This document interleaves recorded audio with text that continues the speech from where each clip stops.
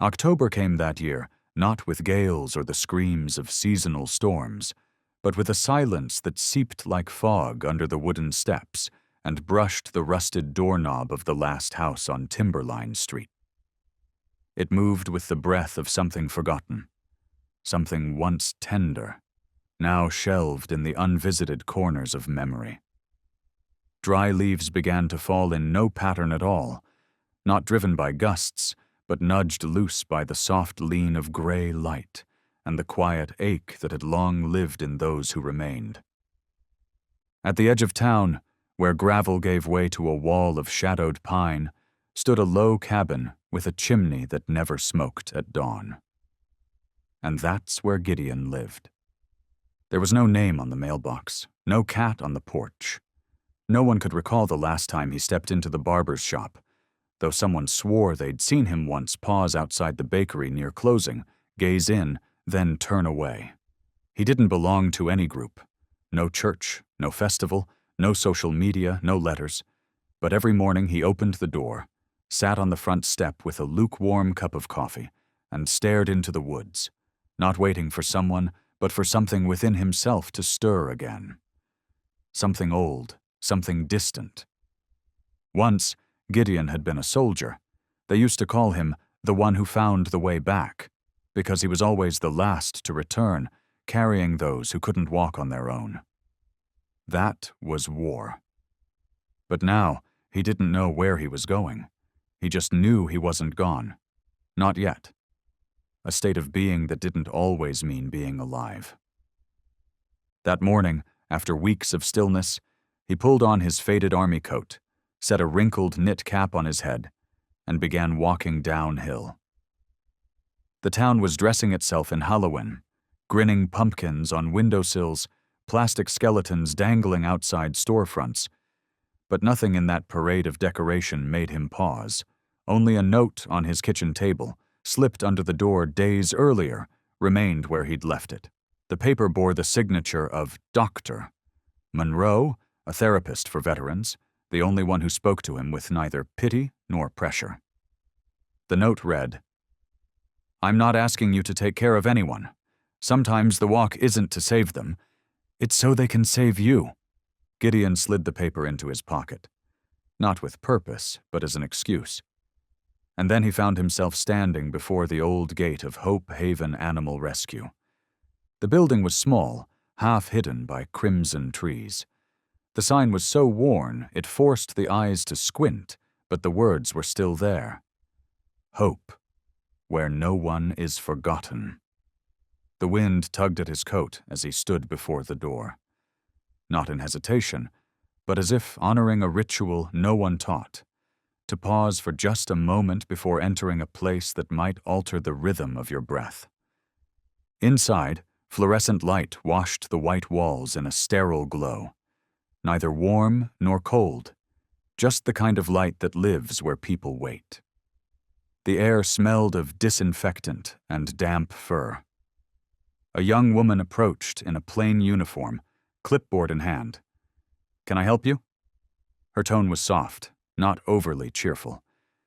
Gideon nodded once and repeated what Dr. Monroe had said. Not to adopt. Just to walk.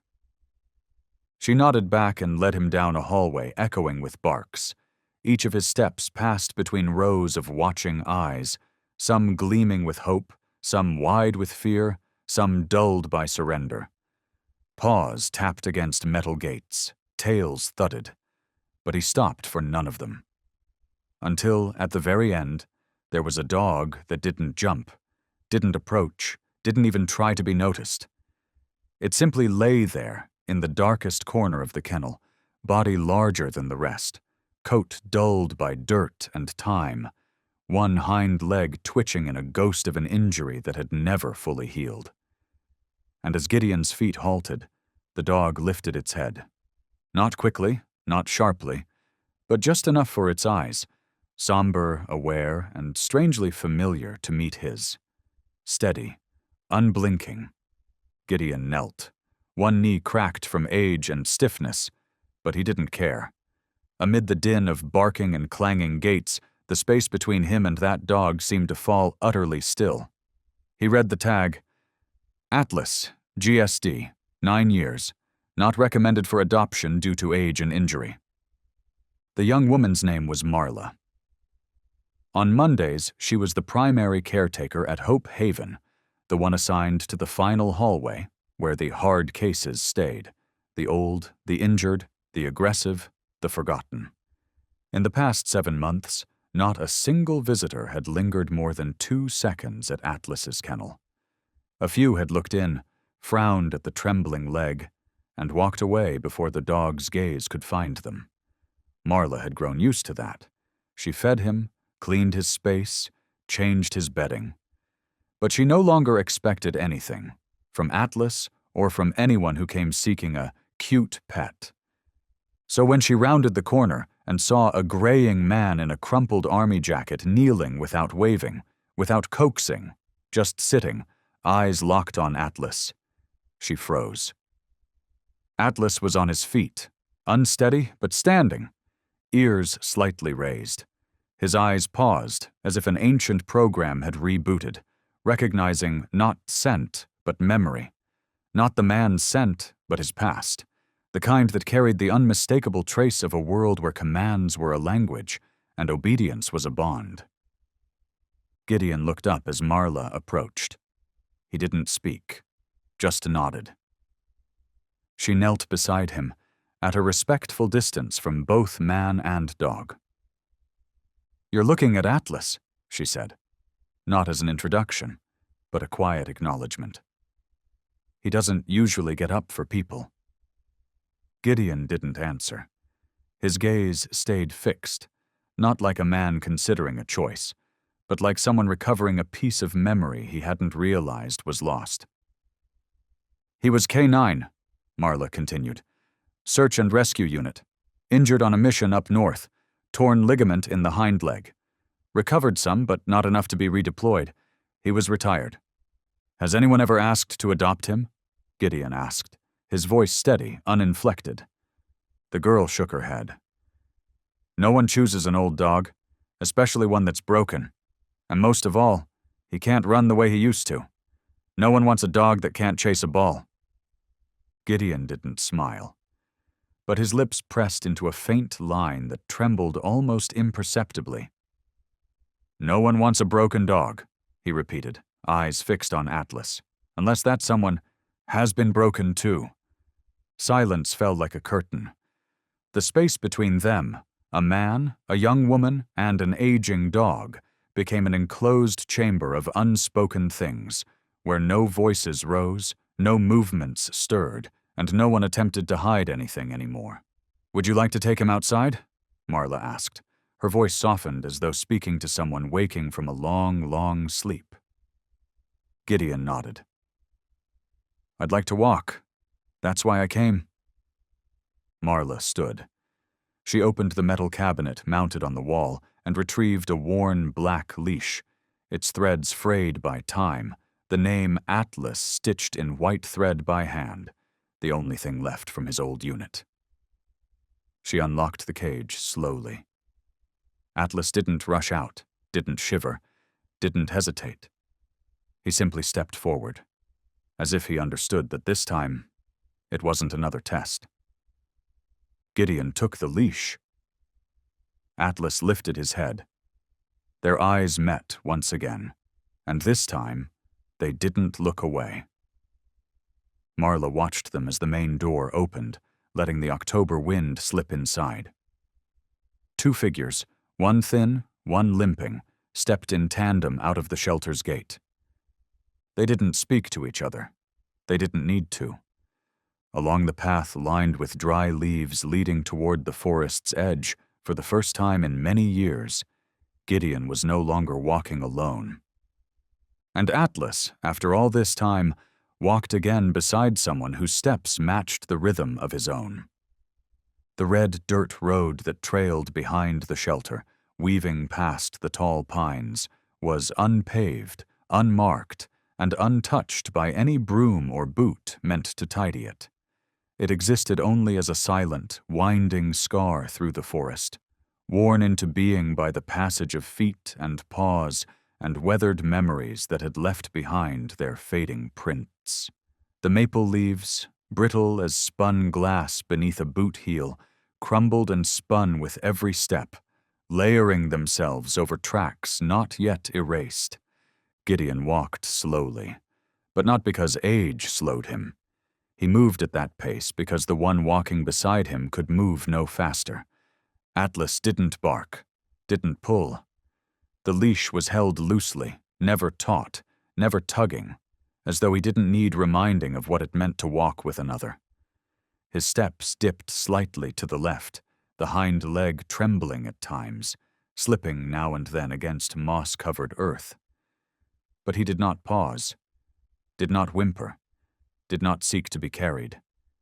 He simply continued, one step, then another, glancing up whenever Gideon's pace shifted the slightest bit, as if adjusting to a rhythm he could sense without needing to ask. Gideon said nothing. For the entire stretch, nearly 10 minutes through quiet woods, not a single word passed his lips.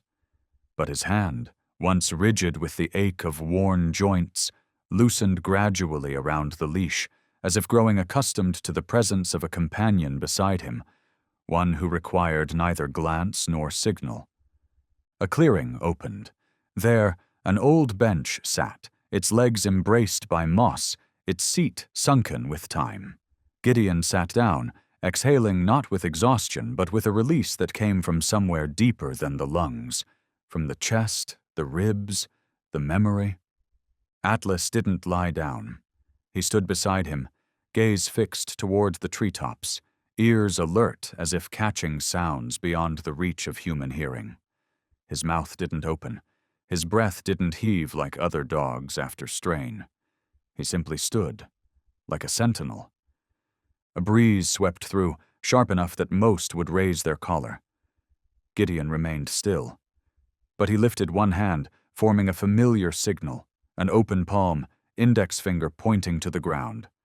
Atlas saw it, and he sat, without the briefest hesitation. Gideon turned toward him. He looked at the dog so long that he noticed his own hands beginning to tremble, not from cold, but from memory. That command, that simple signal to sit, had been among the first he ever learned while serving with the K-9 unit 3 decades ago. But today, he had not issued it from habit. He had given it to find out, to learn whether the past still answered when called, or whether it had fallen silent forever. And it had answered. "You still remember," he said, his voice low, a solitary monologue spoken to no one but himself. "After everything." Atlas glanced at him. No tail wagging, no whining, just a quiet, steadfast gaze, ears attuned, eyes watching. Gideon leaned forward, elbows on his knees.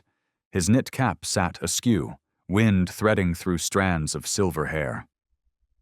"I used to have one like you," he said softly. "His name was Bishop. He died beside me, during an op no one talks about anymore. They didn't bring his body back. They left him. I thought I brought all my brothers home, but no, I left him behind." Atlas didn't react, but Gideon knew the dog was listening, not with his ears, but with his presence. "You're not Bishop," he went on, "but I think you know what it feels like, to be left behind." His hand rose, not to give a command this time, but to rest. Gently, slowly, with the kind of deliberate care that feared a heavier touch might shatter whatever memory still lingered in the space between them. Atlas didn't pull away. He tilted his head just slightly, forehead pressing softly into the folds of that weathered palm. They remained like that for a long while. No questions, no orders, no names. Only the quiet presence of two beings once shaped by war, once left behind by time, now finding each other, not through effort, but through something more essential: need. And then, as the sun slipped lower through the canopy, its fading light caught the edge of the old silver tag that read Atlas, and Gideon stood. "We should go home now." Atlas rose too, without leash, without tug. They walked back together. No words spoken. None required. Evenings at Hope Haven had a quietness unlike other places, not because it sat far from town, but because most creatures who lived there had long since grown used to silence, not as a punishment, but as a means of survival. The last wind of the day slid through rusted fencing, thick with the scent of soil, damp grass, and, on certain days, the echo of a bark that felt like a memory trying to find its way home. By the time Gideon and Atlas returned, the sun had leaned entirely toward the hills, casting a single beam of golden light across the leaf-scattered concrete lot, like a thin, trembling thread connecting past to present. Marla stood at the entrance, clipboard still in hand, but her eyes no longer held the gaze of a caretaker toward an animal. She looked at them, the way one survivor recognizes another. "He's walking with you?" she asked, the disbelief barely hidden in her voice. "No leash. No coaxing." Gideon nodded. "I'm not leading. I'm just walking beside him." Marla glanced at Atlas's legs and noticed the trembling had almost disappeared, not because it had healed, but because somewhere in the rhythm of walking beside someone who understood his stride, the pain had been forgotten. "He still remembers hand signals?" she asked quietly. Gideon didn't reply right away. Instead, he removed the leash, handed it to her, and raised his other hand, palm down, thumb tapping his shoulder, a signal no longer taught in modern training, a relic from special operations units that hadn't existed in decades. Atlas turned. Then he walked forward and sat beside Gideon, spine straight, gaze forward, posture locked into that familiar, almost sacred stillness. No one had asked him to. No one had retrained him. He simply remembered. Gideon's fingers closed ever so slightly. Marla blinked, unable to hide the knot forming in her chest. "You worked with K9s before, didn't you?" Gideon tilted his head, eyes still on Atlas. "I was the kind of man dogs were assigned to protect. And then, one day, we became the kind of men who left them behind." Marla had no words to answer that. After a while, she spoke softly. "If you're really thinking of adopting, we'd have to do a short assessment. It's just a formality. But with Atlas—" "No assessment," Gideon said, not as defiance, but as certainty. "He already made the choice." That night, the cabin gained another breath. Not a loud one. Not one that disrupted the silence long folded into its walls. Just a new presence. Atlas didn't rummage or wander. He moved through the space once, inhaling the corners, the edges of tables, the untouched places. Then he settled on the old rug in front of a fireplace that hadn't known flame in years. Gideon turned on the stove and made soup. The only thing he still remembered how to cook without instructions. The dish he had once made 100 times for the wife who no longer lived. Atlas watched. He didn't bark. He didn't beg. His eyes were the only thing that moved in the growing dark of the cabin. And those eyes weren't pleading, only asking, "May I stay?" Gideon placed the bowl on the floor. Atlas approached, not hungrily, but with care, and ate slowly, like he knew this meal wasn't a handout, but a promise. "You are accepted." Gideon sat in the wooden chair beside the hearth. On the table lay a picture frame, long turned face down. Tonight, for the first time in years, he set it upright. In the photo, a younger man, standing beside a large black dog with eyes as bright and a back as proud as Atlas's. But the name carved on that old collar had been Bishop. There were no sighs, no tears. Gideon simply spoke, not to the picture, but to the dog resting quietly at his feet. "I won't ask what your real name was. From today forward, I'll call you the last one who still remembers hand signals." Atlas didn't answer. But in his sleep, his tail gave the smallest, certain twitch, like a soldier nodding. The next morning, the sun rose slower than usual, not because of clouds, not because the weather had changed, but because, in the quiet old cabin tucked beneath the forest edge of timberline, time no longer followed the rules of the outside world. It moved instead to the breath of a man long accustomed to solitude, and a dog who had never once asked for anyone to stay. Gideon woke early, as he always did. But for the first time in years, he did not wake into complete silence. There was the sound of breathing, steady, deep, low, and even, rising gently from the rug in front of the fireplace. Atlas was still there, his front legs stretched forward, his muzzle resting on the old blanket Gideon had pulled from the wicker drawer the night before, and laid down just for him. There was no joyful bark, no tumbling leap like the ones people post in bright, hopeful videos.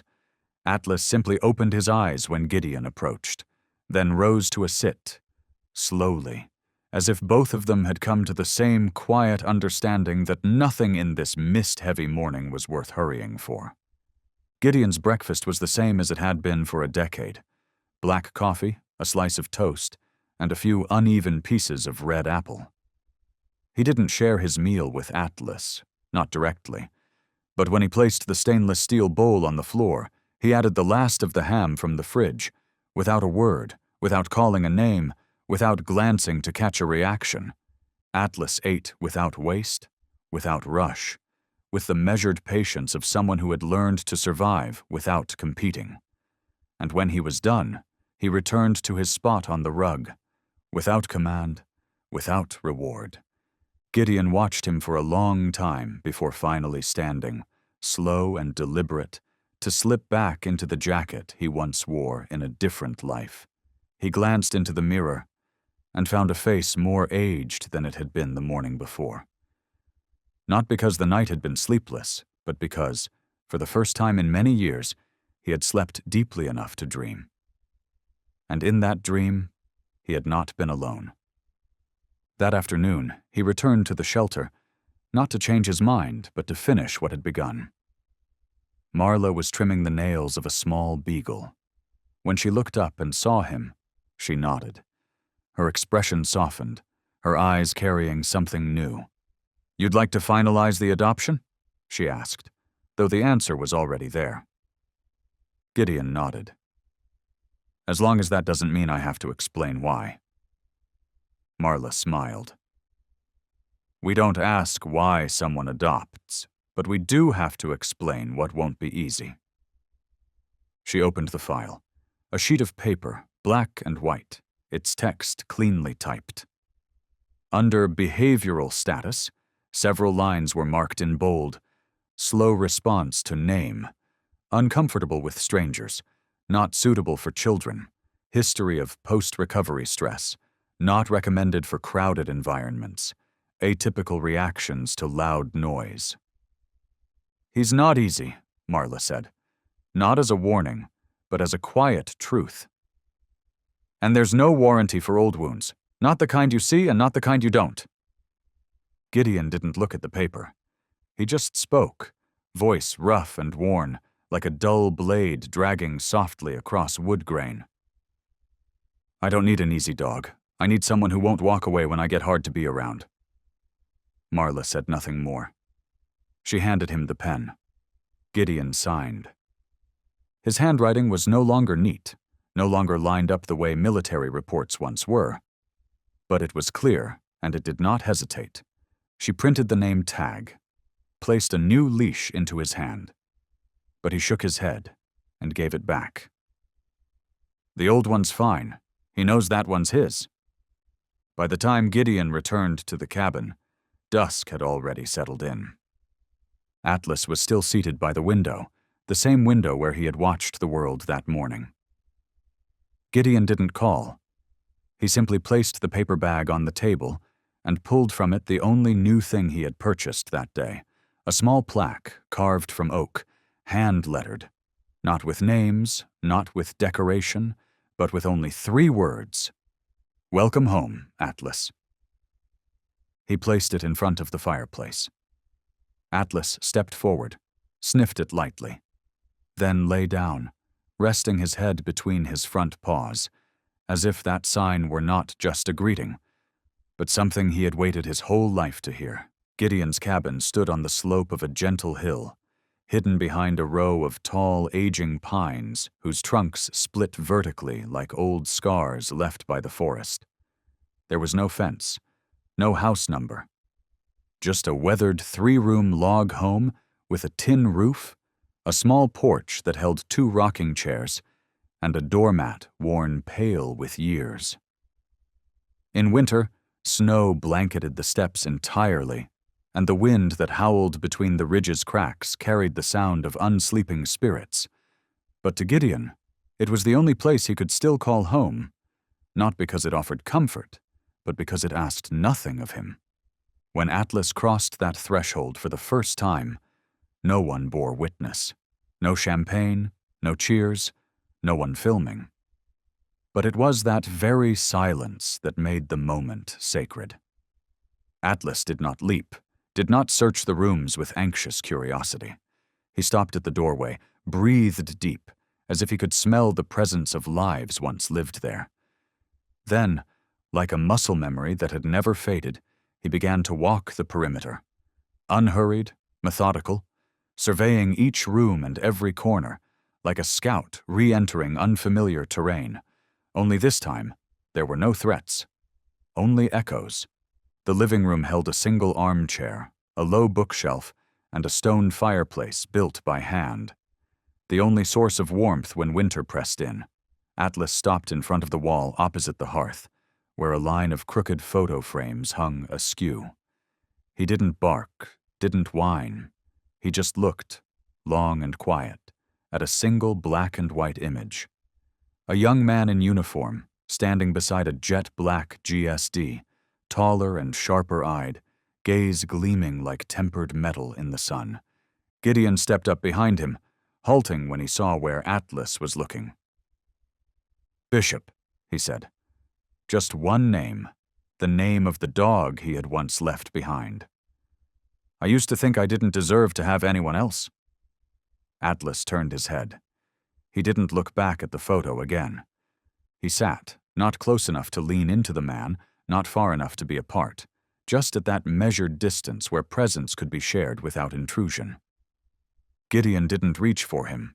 Instead, he walked to the hearth, stacking last season's dry pine logs into the fireplace with a quiet patience born of old habits. The lighter clicked once, sharp, brittle, then went still as the first flame caught on a thin twig. Flickering firelight spread slowly across the walls, the floor, and the shadow of Atlas.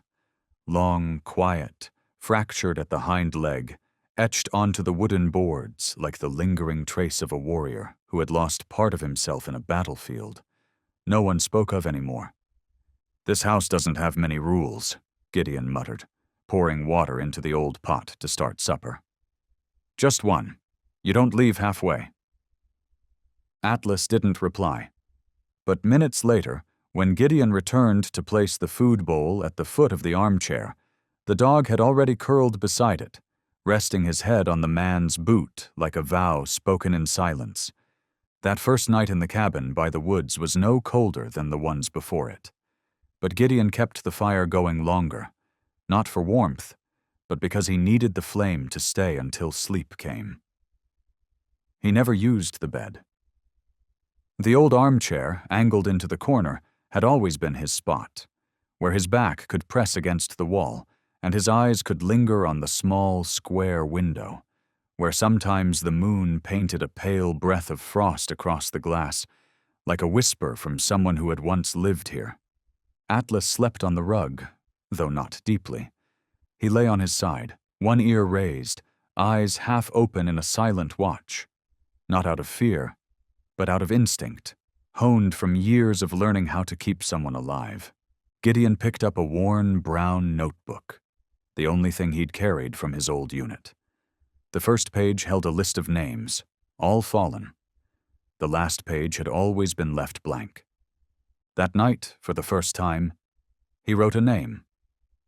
Atlas arrived quietly, stayed without asking. And beneath it, not a note, not a comment, just a single line, slanted and imperfect, but unmistakably his. Not the same as Bishop, but not lesser either. Wind brushed against the doorframe. The fire dipped low, casting faint, trembling light across the walls like memories too fragile to be spoken. Gideon closed his eyes. His back eased against the wood, arms loose by his sides. And beneath his feet, Atlas lay still, head resting against his boot, as if neither of them had ever been apart, as if they had always been right here. Mornings in Timberline didn't begin with car horns. They held no sound of lawnmowers sputtering to life, no children racing bicycles across porches like in other towns. Here, the day was woken by wind weaving through pine trunks, by the even soft tapping of dry branches against tin roofs, and sometimes, only sometimes, by the footfalls of a man the forest hadn't yet forgotten. Gideon was up before dawn. It was habit, not necessity, a reflex born from a life trained to meet disruption before it arrived. The coat still hung neatly over the back of the chair. His old boots waited just under the rug, next to the spot where Atlas lay. The dog stirred as the man rose. He didn't bark, didn't beg. He simply watched, followed. Gideon stepped into the kitchen, a narrow space paneled in dark wood, window cracked to the east where the first trace of light could thread through the trees. The old gas stove clicked and hissed before catching flame, a steady blue breath that rose without flicker, like the pulse of a house that had long since accepted solitude, but this morning felt slightly altered. He lifted the cast-iron pan, placed it over the flame, added oil. The scent of heat on metal mingled with damp wood and the rich bitterness of coffee bubbling in the metal percolator. He sliced purple onions, cut a few thin strips of cured meat, cracked an aged loaf, and slipped one half into the toaster. His movements were not rushed, but not nostalgic either. Breakfast was simply the one ritual he still followed by order. Outside, the sun began to break over the tree line, beams of light reaching into the kitchen at a diagonal. Atlas entered noiselessly. His steps were slow but sure. He didn't approach the table, didn't fixate on Gideon's hands. He sat, right in the corner where Bishop had once sat. No one had shown him. No signal had been given. Gideon saw him, and without comment set a small plate down on the floor. No whistle, no snap, no call. The meat was halved, placed carefully. Not dropped, not flung, but laid down the way one would present a message at the foot of someone finally home. Atlas stepped forward and ate, deliberately. No rush, no scraping. Each bite was taken with the gravity of a soldier permitted his first meal after a long mission, with no endpoint in sight. "Bishop used to eat like that too," Gideon murmured, then gave a short laugh. "Must have trained you all too damn well?" Atlas didn't react, but one ear twitched toward the sound, just enough to say, "I don't understand your words, but I hear you." The meal ended in silence. Gideon cleaned the dishes, wiped the stove, folded the rag, then opened the rear door that led into the yard. A crisp air rolled in, carrying the scent of wet grass and the barely audible sound of dew slipping from pine needles to soil. The backyard was once a training site. Campfires, drills, shelter, wounds, farewells. Gideon had pitched tents here, cooked rations, dressed injuries, spoken final words. Now it was only a patch of faded earth, dotted with rotting logs half buried, and a lone shovel leaning against a tree. Gideon stepped out onto the porch, a cup of coffee cradled loosely in his hand. Atlas followed, his paws quiet against the wooden floorboards. The wind brushed through the gray fur along his back, carrying with it the lingering weight of winters long past. He did not look back, did not wait for guidance.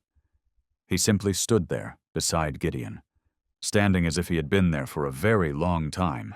Gideon rested his hand on the dog's head, a gesture neither firm nor tender, just enough pressure to let two living beings feel the confirmation of presence, the quiet assurance that they were still here, still intact. "If you want," he said, his eyes cast out toward the horizon, "I'll clear the yard again, set up a space to train, like we used to. We could start over." Atlas didn't wag his tail, but he turned his head toward Gideon, not to question, but to wait. And in that look, Gideon understood. The old flame may have dimmed, but this hearth still had room to be rekindled. That afternoon, the sky was veiled in a thin film of gray, like the last wisps of cigarette smoke left behind in a room no one enters anymore. Not quite enough to bring rain, not quite bright enough to pass for daylight. The wind came from the west, not forceful, but steady, carrying the scent of charred wood from last night's fire, and the chill that slipped through door frames, coat seams, and the worn stitching at the cuffs of jackets that had never been mended. Gideon sat on the porch step, one leg resting over the bottom stair, hands wrapped around a cooling cup of tea, his gaze stretching toward the tree line.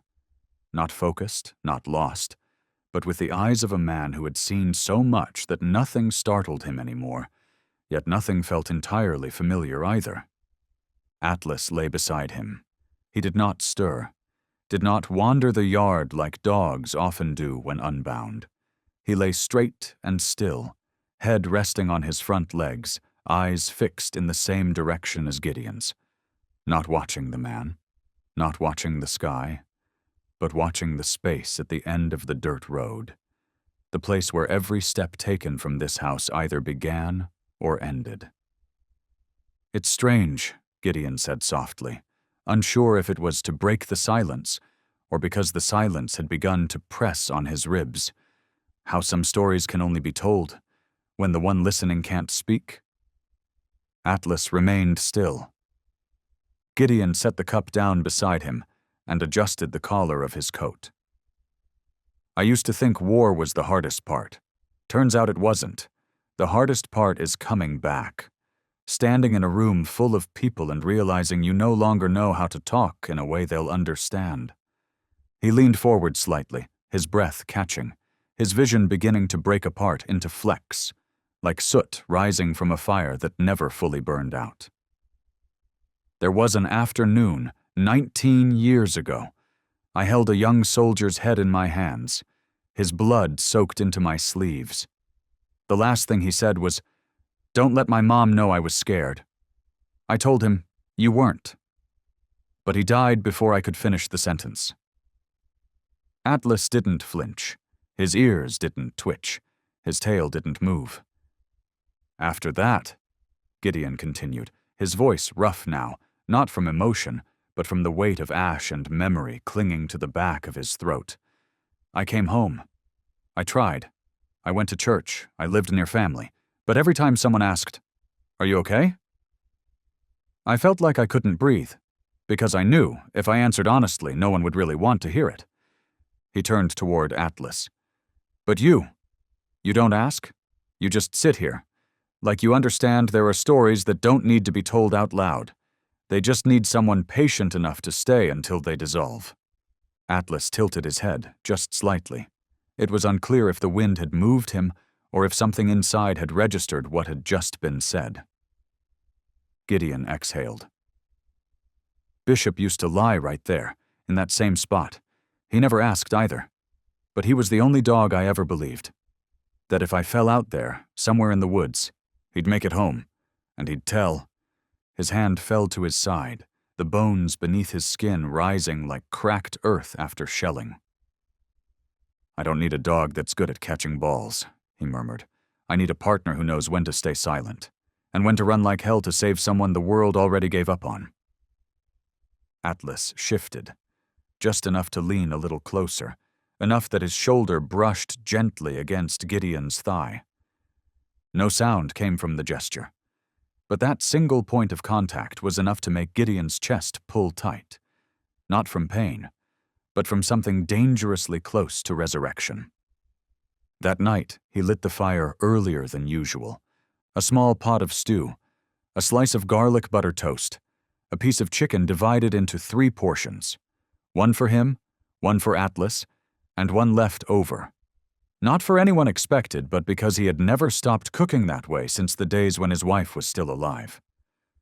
The meal passed without words. Only the soft rhythm of a knife on wood, the hollow ring of a spoon against ceramic, and the steady breathing of a dog lying less than a reach away from the table. Gideon looked down and saw that Atlas had closed his eyes. But his ears remained open, listening not for noise, but for shifts in the air, in the heartbeat of the room. And Gideon understood, without anything spoken, without anything written, that a story had just been told, not in words, but in the presence of someone who stayed. Night in Timberline fell quickly, not because it was darker than elsewhere, but because there was nothing here to hold the light. No street lamps, no neon signs, no headlights sweeping past with brief glances of brightness. Once the sun slipped behind the ridge, the dark came like a silent tide, flooding everything in a single, thick shade of black so complete that every sound became louder, sharper, more real. Gideon was no stranger to darkness. He knew it well, so well that each night he left the window uncovered, letting the moonlight stretch across the empty bed and the cold hearth like a silent witness, a reminder that even if the world had turned its back, something out there still watched. But knowing it too well meant he never truly slept. For the past 15 years, every time he closed his eyes, he fell, not into rest, but into an unnamed loop of sights and sounds, screams, gunfire, fists pounding on doors in rain, cries for help that never shaped into words, and the harsh, uneven sound of his own breath tearing through the silence. Because somewhere deep inside, something still questioned whether he deserved to keep living. He had tried pills. Nothing changed. He had tried meditation. Lasted 2 sessions. In the end, he chose the only method that remained. Coexistence. Let the visions come. Let the sweat soak through winter sheets. Let the clock hit 3 a.m. and sit quietly, drying the pillow with his sleeve, waiting for morning like a lone sentry in a city that no longer needed guarding. Tonight, the fire still burned. Amber light danced faintly across the wooden walls, casting 2 shadows, Gideon's and Atlas's, side by side like soldiers awaiting a command that would never come. The armchair leaned slightly to the left, shaped by years of resting rifles on the right shoulder. It held Gideon now, worn gray shirt, sleeves fraying at the cuffs, military pants a size too large for the man he'd become. Atlas lay at the base of the chair, head just beneath its edge. He didn't nudge closer, didn't climb into laps like other dogs taught to offer comfort. He simply lay still, like a silent extension of the chair, like a ghost from the past returning to the exact place it had once known. At 2:11 a.m., Gideon began to dream. Not an abstract haze, but a clear reconstruction. The sound of helicopter blades slicing through night, flashlights cutting through rubble, static-laced radio calls, and a hand rising from broken concrete, shaking but alive. He lunged forward, gripping that hand. Gunfire cracked behind him. A blur crossed his vision. Then a howl, not human. He turned. Bishop was charging the man with the raised weapon. And in that instant, boom! Everything went white. Gideon jolted upright, shirt soaked, heart thundering like war drums. His hands scrambled for the side of the chair. His breath came in jagged bursts. He didn't scream, but his eyes searched wildly, as if still trapped in a battlefield only he could see. Then, something touched him. Not sudden, not cold, Just a head. Warm, heavy, steady. Atlas had risen. When, Gideon couldn't say. The dog didn't bark, didn't lick his face. He just pressed his forehead into the trembling hand, solid as stone. Gideon bent forward, nearly folding into the dog's back. He didn't cry for war. Not for the fallen, but because, for the first time in so long, he didn't have to carry it alone. "I'm here," he whispered, voice catching like an anchor being pulled from the sea, a phrase not spoken to reassure, but to return. "And you're here too." Atlas didn't move, only leaned in, just a fraction more, like sealing an oath. When morning broke and light found its way through the window again, Gideon still sat in the chair. But for the first time, he hadn't fallen asleep from exhaustion. He had drifted off in peace. Atlas lay before the hearth. He didn't lift his head, but his tail gave one soft thump against the wooden floor, a movement so small no one would have noticed. No one but Gideon. He didn't need dreamless sleep. He only needed a dog who knew how to be silent, exactly when it mattered.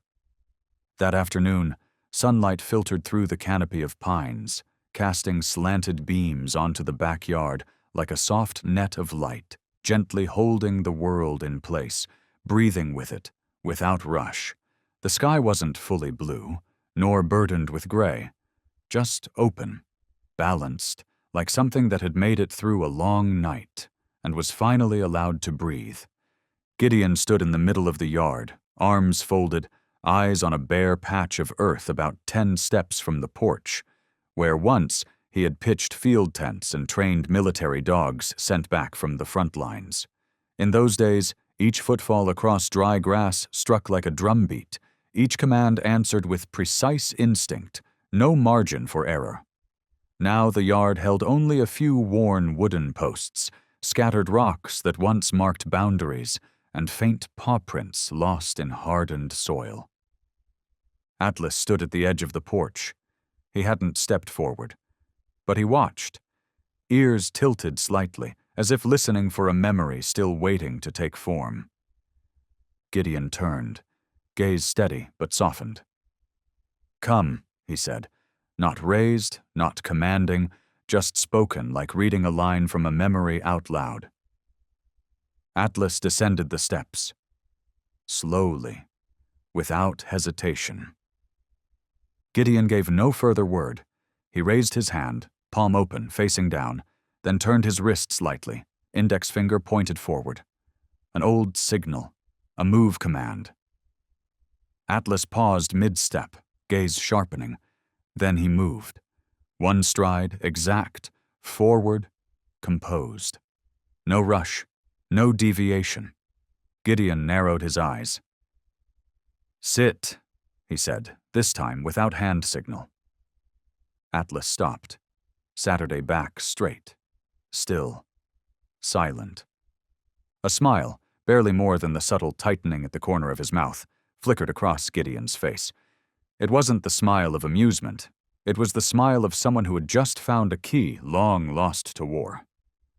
He walked toward the old shed behind the cabin, opened the door. Inside lay a few planks of wood, a sheet of plastic tarp, some cut sections of PVC pipe, and a coiled bundle of rope, items he had once assumed would never be used again. But today, in a way that defied explanation, they no longer felt like leftovers from a life long abandoned. They felt necessary. Gideon rebuilt the basic frame of a tunnel, driving the wooden stakes lightly into the earth, stretching the tarp into a narrow, zigzagging corridor. A path not for running, not for spectacle, but for remembering. Atlas stood a few meters away, unmoving, but his eyes never once left the man. "Come closer," Gideon said. Atlas moved forward. No leash, no coaxing, no reward. "Sit." He sat. "Wait." Still seated. Gideon walked to the other end of the tunnel. He lowered himself down, unhurried, not masking the strain in his back as he leaned in. The wind stirred the edge of the tarp, lifting it with a high, fluttering sound that rang across the yard like the whisper of something trying to return. "In," he said. Not a shout, just a word spoken like it had been spoken 1,000 times before, to a different name, in a different time. Atlas didn't move. 1 second. 2. 3. Then he stepped in. Head lowered. Body weaving through the bends of the tunnel, not quickly, not clumsily, but with the quiet assurance of someone who had passed through far more treacherous corridors in his life. When Atlas emerged at the other end, Gideon did not clap, did not cheer. He simply waited, letting the dog walk up to him, and then raised his hand, placed it on Atlas's head, and held it there for a few long seconds, like a ritual no one performs anymore. But that still holds the weight of something sacred. "You're still a soldier," he murmured. "And I can still be the handler, if you need one." Atlas sat beside him, his head gently resting against Gideon's thigh, not panting, not tired, just still, as if he had spent a lifetime waiting for someone to give an old command, not to send him into battle, but to help him find his way back to who he once was. Gideon lifted his gaze to the sky. A single white cloud drifted past, slow, without direction. "Maybe," he said, unsure if the words were for the heavens, for Atlas, or for himself. "Starting over doesn't have to mean something new. Maybe it just means remembering how to believe in something old." And under that quiet sky, on a colder than usual October afternoon, an old soldier and a broken dog began again, not with weapons, not with banners, but with an old command, and a loyalty that had never truly faded.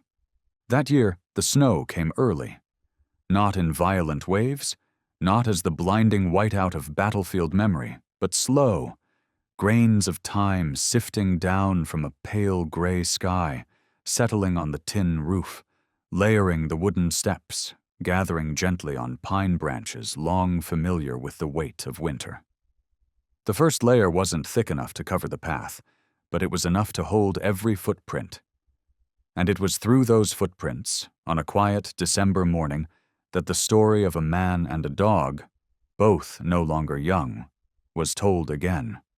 Gideon wore his thick coat, the old woolen cap pulled low over his ears, and the leather gloves soft as cloth from years of forgotten use. He held the leash, not as a tool of control, but as a thread, a symbol, an invisible line tying together two souls that had once splintered and now stood again, bound not by command but by understanding. At the other end, Atlas waited at the door, silent, unrushed, as though he were the one in charge of this walk. "Let's go," Gideon said, voice light as breath. The door opened, and the cold swept in, sharp as a blade, but unable to pierce the calm that now rested deep in both of their eyes. The dirt path through the trees was the same as always, only now it wore a thin layer of white, just thick enough to record their steps before the wind came to erase them.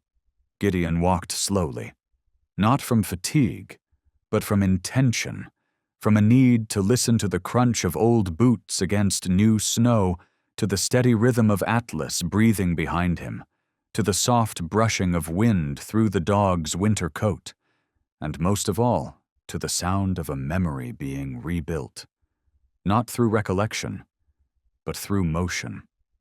Atlas walked with a slight limp, but with no hesitation. Each footprint was an elongated oval, the mark of a creature who had once moved through combat, and now moved again, not to survive, but to remember. He didn't run. He didn't tilt his head skyward like those who taste snow for the first time. He simply walked, like a veteran, 1 foot, 1 beat at a time, unwavering, unstraying, asking for no instruction. The small slope appeared ahead. Gideon stopped.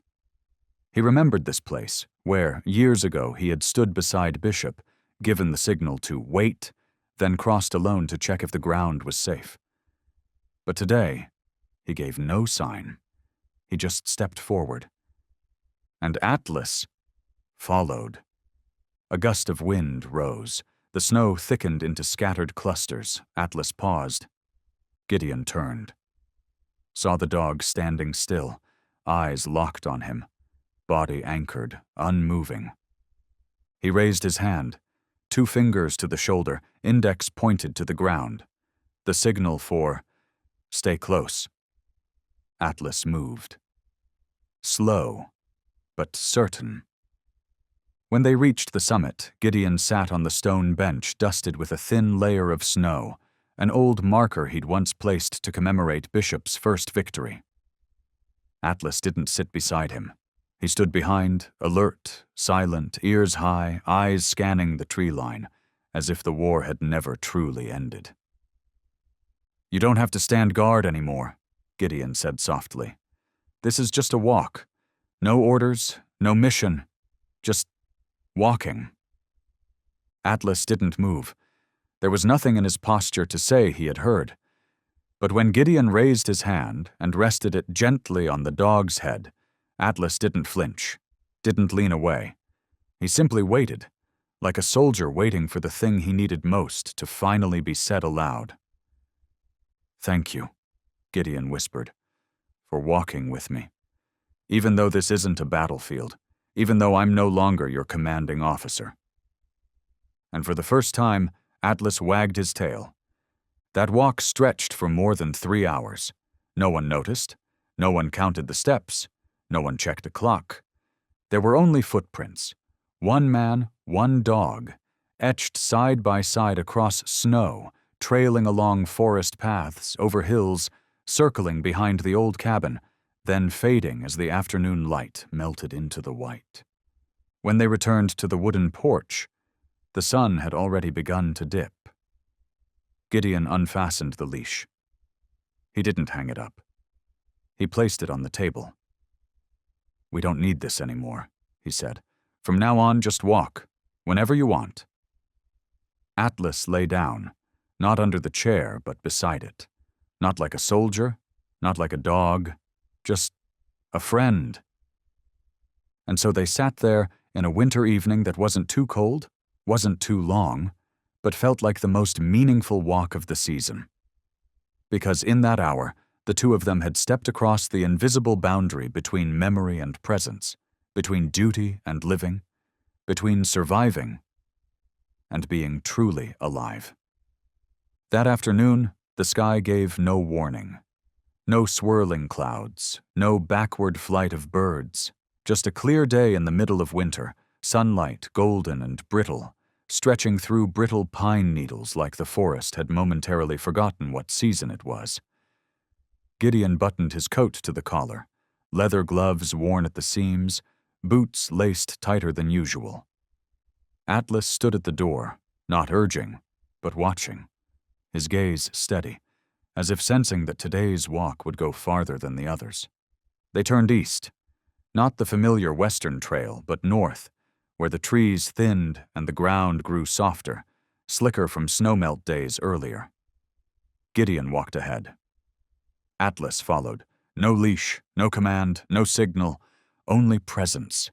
As the forest thickened again and the air shifted, no longer crisp but damp, Gideon slowed. His hand rose in an old signal, halt. Atlas froze immediately, eyes scanning, ears angled. "Do you smell anything?" Gideon asked, like he was speaking to a comrade on patrol. Atlas didn't bark, but he stepped forward slowly, nose close to the ground, then stopped. A short, low growl rumbled in his throat. Not aggressive, a warning. Gideon stepped back. Too late. The ground beneath him gave way, not with a crack, not with a roar, but like moldy bread collapsing under pressure. Soft, sliding, sudden. He didn't scream. He only felt the pull of gravity as his weight dropped into a narrow pit, 2 meters deep, tangled with roots and scattered stone. Ah! The cry wasn't loud, but it was enough for Atlas to leap forward. Thud! Gideon hit rock. The edge scraped his shin bone, a sharp, cracking sound, like a branch snapping in winter air. Then pain. Not the kind from bullets, not the kind from loss. A deep, drilling pain that shot into marrow, robbed breath, stilled movement. Atlas barked, loud, fierce, urgent. No answer, no echo. The forest swallowed sound like it always had. Snow drifted from pine branches above, settling like ash across the curled body of an old soldier trying to move inside the earth's mouth.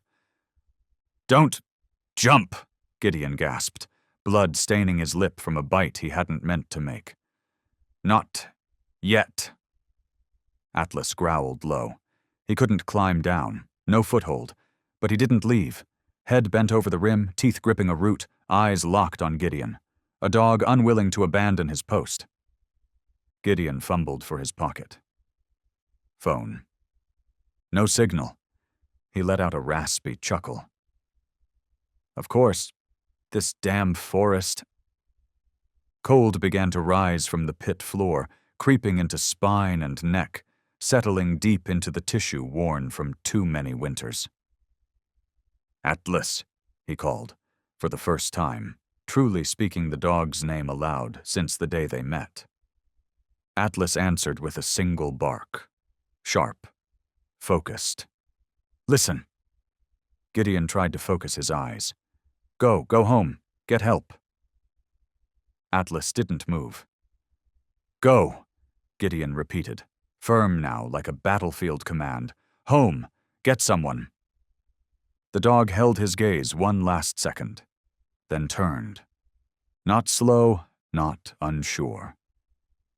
Each step across the snow punched through the crust, paw prints deeper than ever before, each one a wound against loyalty, but a duty obeyed.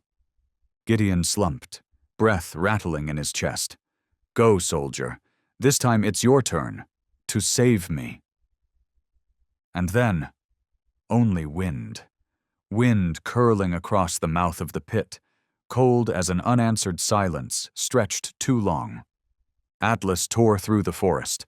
No voice guided him. No hand led the way. No beacon lit his path.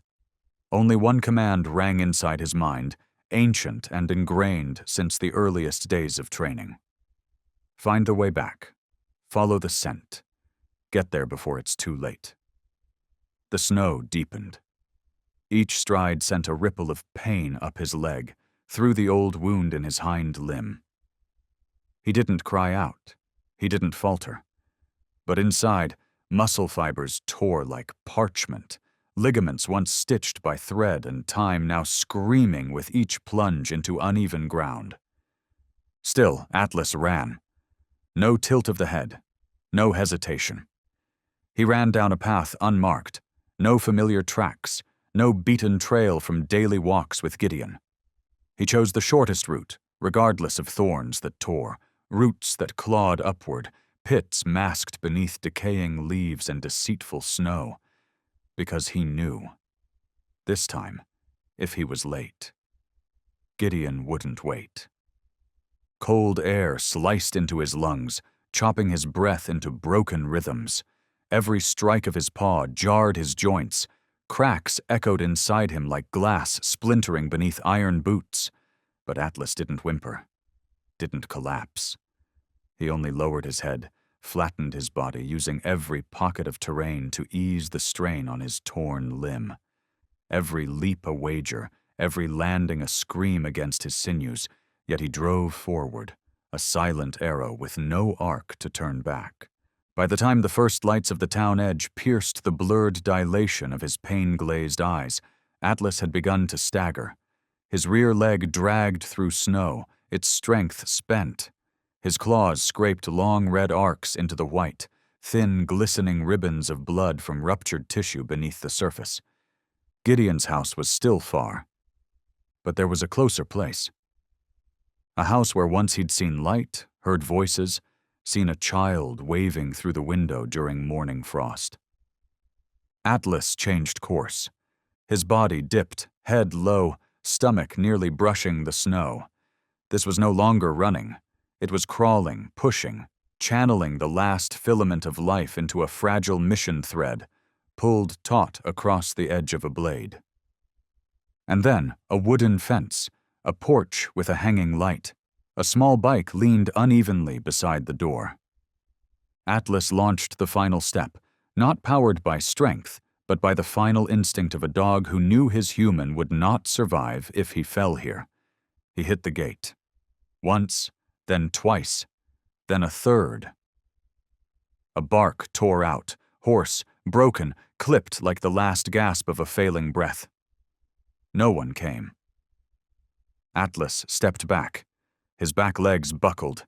He lifted his head one last time, one final bark, and collapsed, right in front of a neighbor's home, right on the threshold where life might restart if someone opened the door. Inside, a woman was washing dishes. Wet hands, messy hair, snow outside, a dog barking. At this hour, another thud against the gate, sharp, urgent. This time she set the bowl down, wiped her hands, opened the door, stepped out, and froze. There before her lay a large dog, caked in snow, soaked in cold, head bowed to the ground, one leg curled at an unnatural angle, chest barely rising, jaw slack, ears limp, but the eyes, those eyes still open. "Oh my God!" She screamed. Her husband rushed out, then the child, then the neighbor next door. Calls. 911. "There's a dog. It collapsed at our door. No, not a stray, it's got a leash. There's a name on the collar. It says Atlas." When rescue arrived, they found a trail of blood stretched over a mile through the forest. And a dog, unconscious but with a pulse. In the ambulance, as Atlas lay on the stretcher, a paramedic stroked his head and whispered, "I don't know who you are, but you came to save someone. And now, someone's going to save you." The ambulance sirens didn't echo through the timberline woods, but the flickering red-white beams that swept across tree trunks stirred the forest like a silent awakening, like something long buried beneath snow and silence was now beginning to rise again. Footsteps in powder. Urgent calls over radios, flashlights scanning between branches. It painted a rare scene, where people ran for a dog, and a dog had run for a man. Atlas was laid gently onto the snow. His head rose faintly, eyes fluttering open, not yet dismissed from duty, not yet allowed to rest, not until someone took over the post he had guarded with the last of himself. A medic crouched beside him, stethoscope to chest, murmuring, "There's still a beat, boy. You're still fighting." Nearby, a man dropped to his knees at the end of the blood trail. He touched a deep paw print near the slope's edge, eyes locked on the crimson spatter, now cold on white. "Not every soul finds their way through a forest with a map," he said.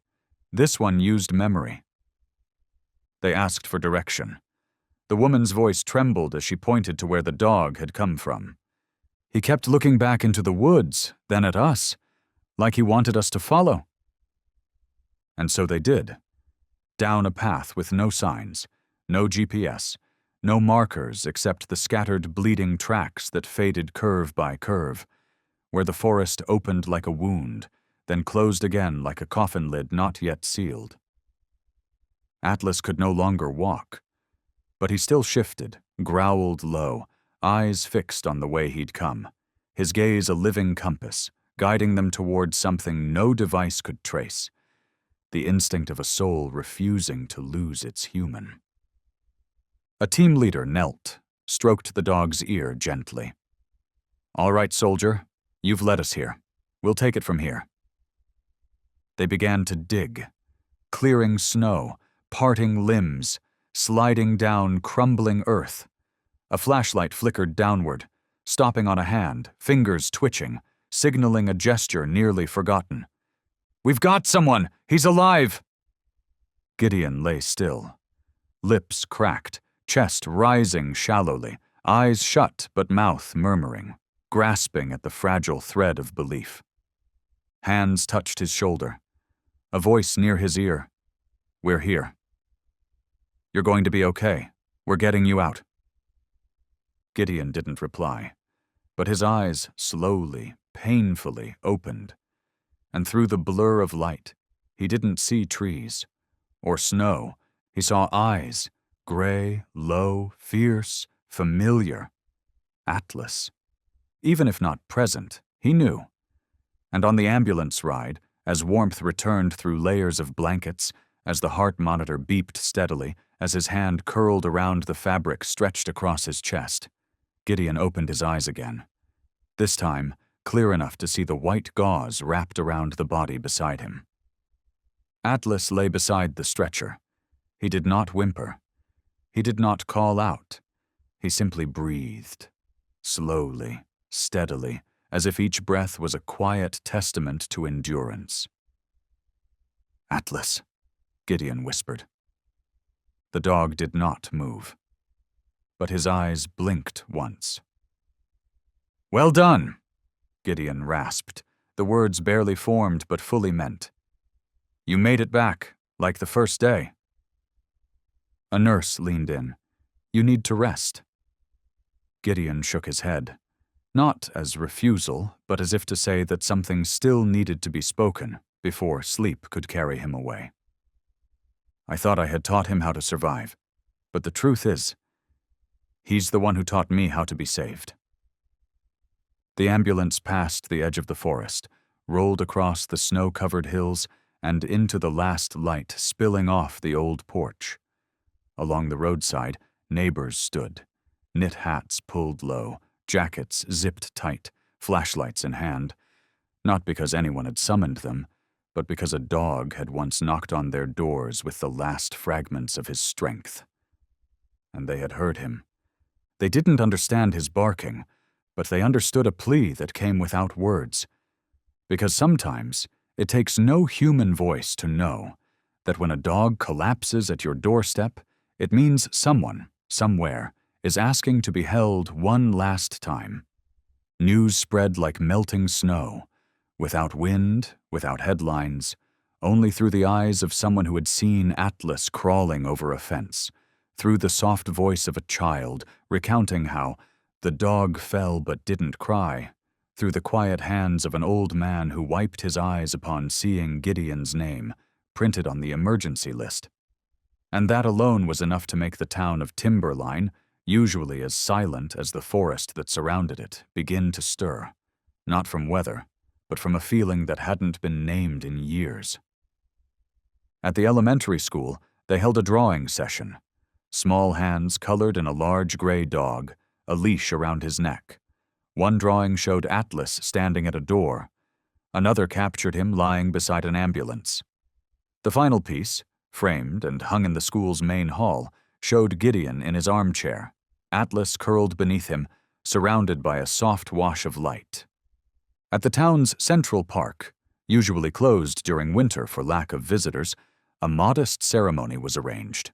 No stage, no cameras, just a single wooden bench on new grass, a low row of flags, and one simple microphone resting atop an unvarnished wooden stand. Gideon came, not in uniform, but in his old coat, a knit cap gifted by a neighbor, his steps slow but steady. Atlas walked beside him, still limping, but eyes clear, forward, and unwavering. They gave him a medal, a polished plate etched with Companion of Honor, strung on a deep red ribbon. It was presented by the rescue chief. The mayor gave the speech, and the ones who bowed their heads were the old veterans in faded ball caps, hands pressed flat over their hearts, as though saluting a comrade returned from a mission none of them had expected anyone to survive. Applause rose. Children's voices called Atlas's name. Camera shutters clicked in bursts, but the dog did not step onto the stage. He simply lay down, beside his old man, his head resting on a boot caked with mud, as if every accolade meant nothing if the eyes of that man were still on him. the host invited Gideon to speak. He rose, no microphone in hand, no glance toward the crowd. He looked only down at Atlas.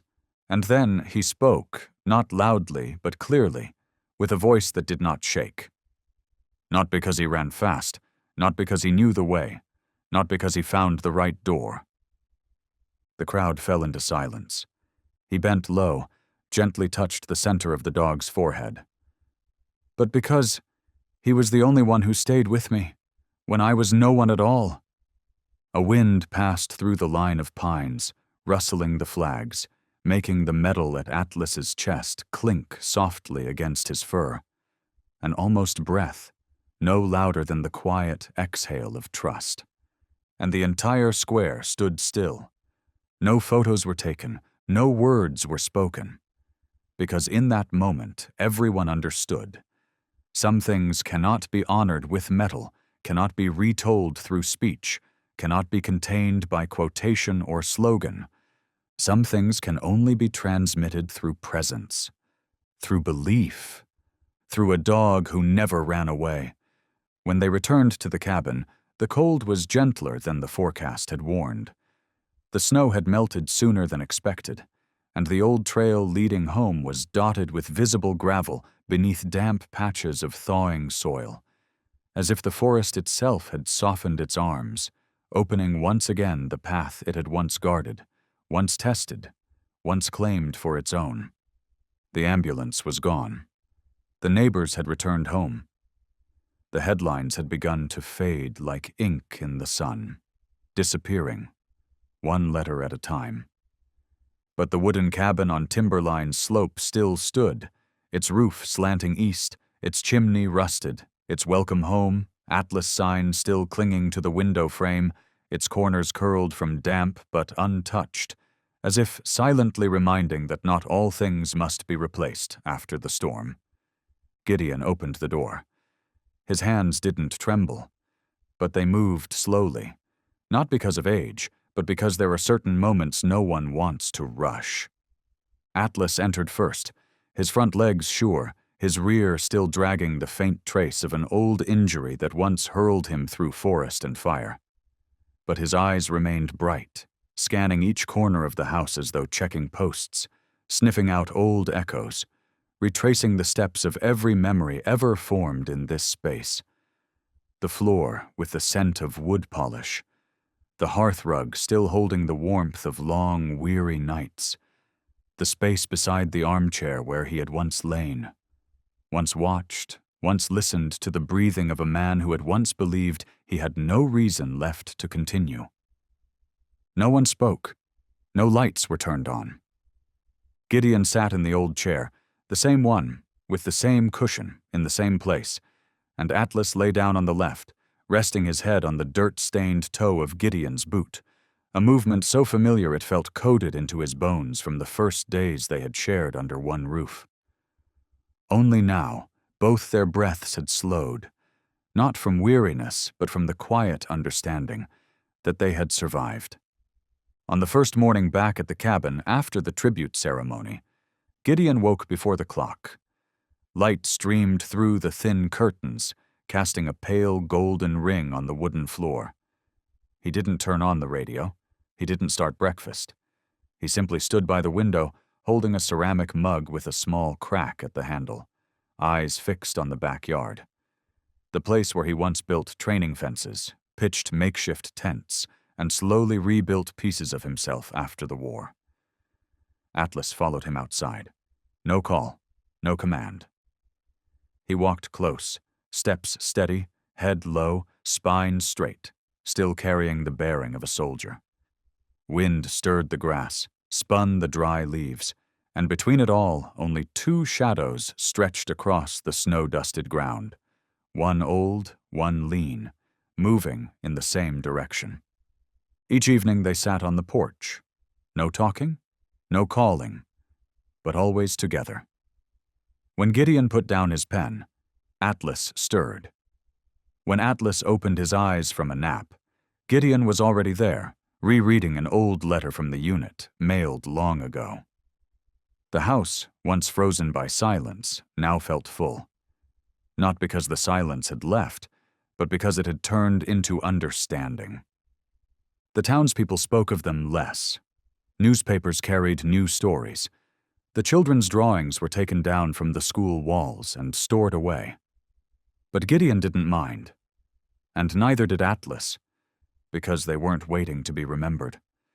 They only needed a porch to share, a window facing the trees, a patch of grass for slow afternoon walks, and a house, no longer empty, with two shadows inside.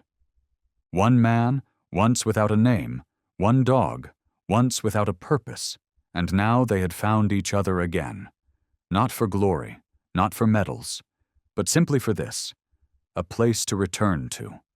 That night, darkness came early. The wind swept through the pines like a breath that refused to end, twisting past the shutters, making the wooden hinges creak like the sigh of a house that refused to sleep.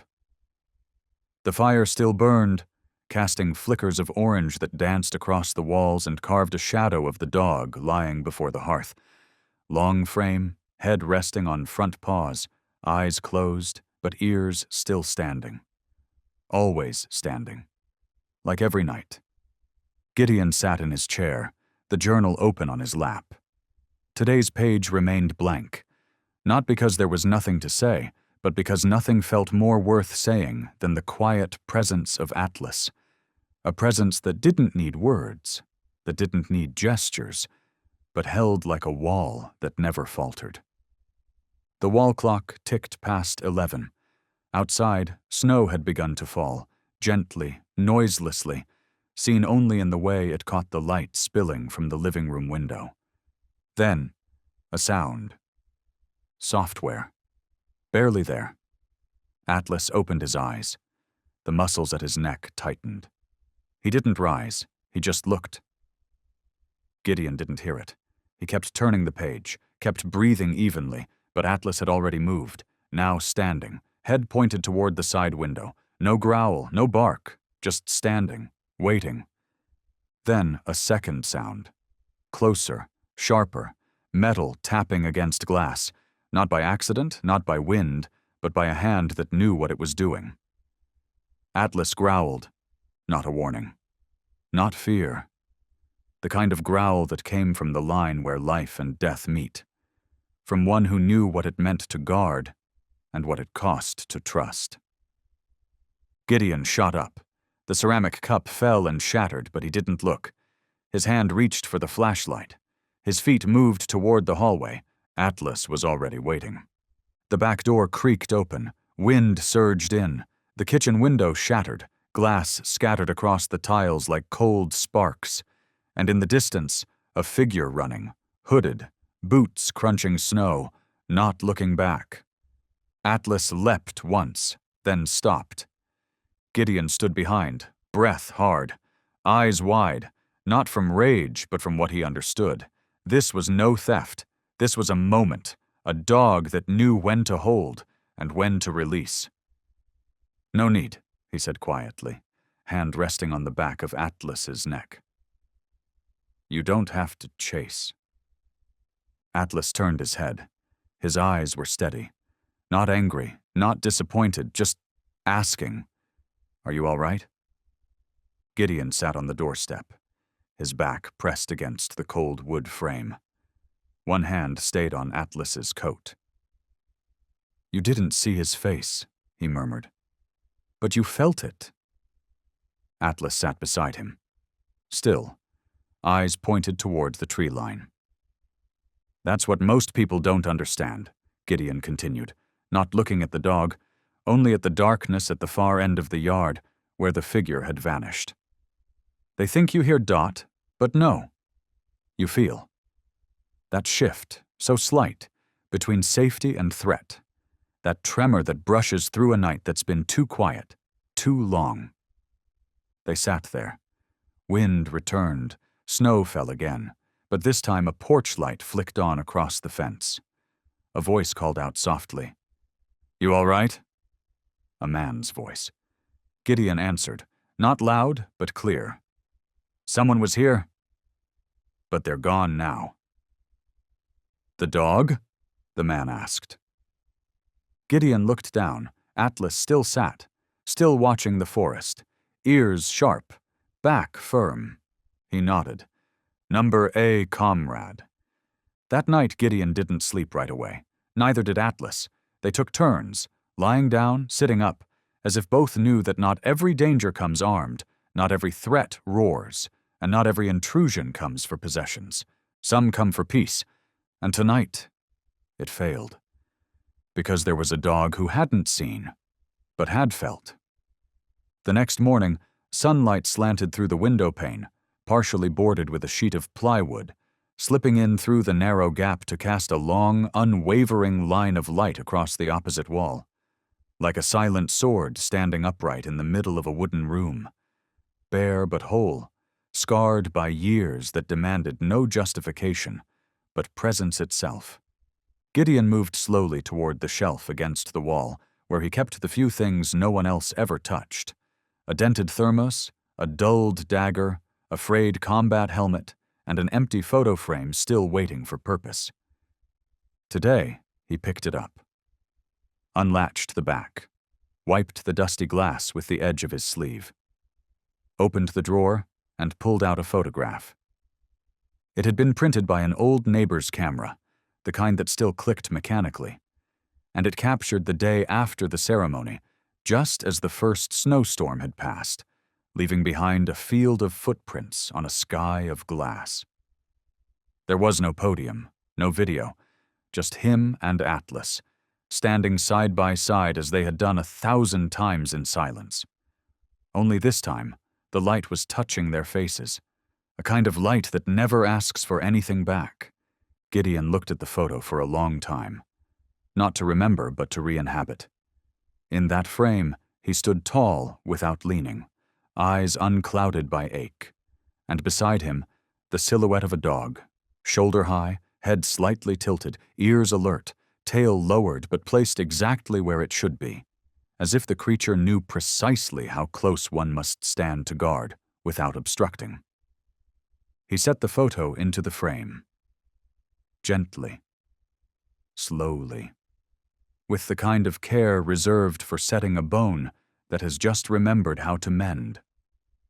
Then he wrote along the bottom edge, not in bold, not in caps, no exclamation mark, just a sentence, a truth too quiet for dramatics. He wasn't just rescued, he rescued me. Gideon placed the frame on the wooden table by the window. Outside, the wind passed gently through the branches, carrying the scent of dry pine and the smoke trace of grass burned days before. Atlas came over, not to look at the frame, not to bark, not to ask. He simply lay down beneath Gideon's feet, as if that spot had always been the only place he ever wanted to belong. Gideon said nothing, but he bent down, rested his hand on the dog's head, and left it there for a long time. He held it like one holds a keepsake. He held it like one holds a living relic. He held it as if holding on to a version of himself, carried from the day he no longer knew who he was, to the moment he was lifted again by a creature that never asked for promises, only needed a single command. Walk with me. Outside, the snow began to fall again, light, uncertain. Inside, the photograph rested in the light. And within that frame, there was no victory, no defeat, no headline, no ending. Only two silhouettes, one man once broken, one dog once burned, still standing. That winter morning, the wind was not fierce, the snow was not heavy, the sky held no storm, and the light did not flare. It was simply a quiet layer of white, drawn across the world like a pale blanket laid by unseen hands in the deep of night, as though the entire earth had agreed to be still, in gentle unison, in silent awareness of something that was about to shift, not violently, not tragically, but deeply enough that even an empty porch could echo louder than any storm that had ever passed. Gideon woke earlier than usual, not because of nightmares, not from cold, not from any sound, but because his body, somehow, knew that something had changed between the last breath of yesterday and the first of today. He sat up. He didn't stretch, didn't reach for the blanket. His eyes went straight to the foot of the bed, where there had always been a shape curled in place, just tight enough not to intrude, never demanding, never disruptive, but unfailingly there. Atlas was no longer rising. His body still lay as it always had, on the old rug, beneath the faint glow of the fireplace, his head resting on the tip of Gideon's boot like a ritual learned but never taught. But this time, there was no breath, no rise in the chest, no soft twitch of the leg that meant dreams were dancing just behind his eyes. There was only stillness, not the stillness of sleep, but the stillness of a soul that had kept vigil to the last second, and only then allowed itself to leave. Gideon didn't speak his name, didn't reach to shake him, didn't ask. He simply sat on the floor. He placed his hand gently on Atlas's back, the back that had strained against snowdrifts, that had lunged through forests, that had borne commands even Gideon himself was no longer sure he had the right to give. His hand did not tremble, but it never lifted. Gideon remained there for a long time, until the first rays of daylight passed through the window and fell upon the medal on the wall. The old one, the one they'd said meant something. He stood, walked to the cabinet, pulled from it the gray wool blanket he had once wrapped Atlas in when they brought him home from the shelter, the one that still held the scent of those early winters in the cabin, of damp wood, soft smoke, and scraps of food saved from nights they thought might never end. He wrapped him the way one folds a flag for a soldier no longer returning to duty, each corner tucked with precision, each layer wrapped tight, each knot tied not with speed but with memory. Not one gesture was rushed, not one fold was careless. Every movement felt like it had been rehearsed 1,000 times in a drill, but this time the one being carried would not rise again.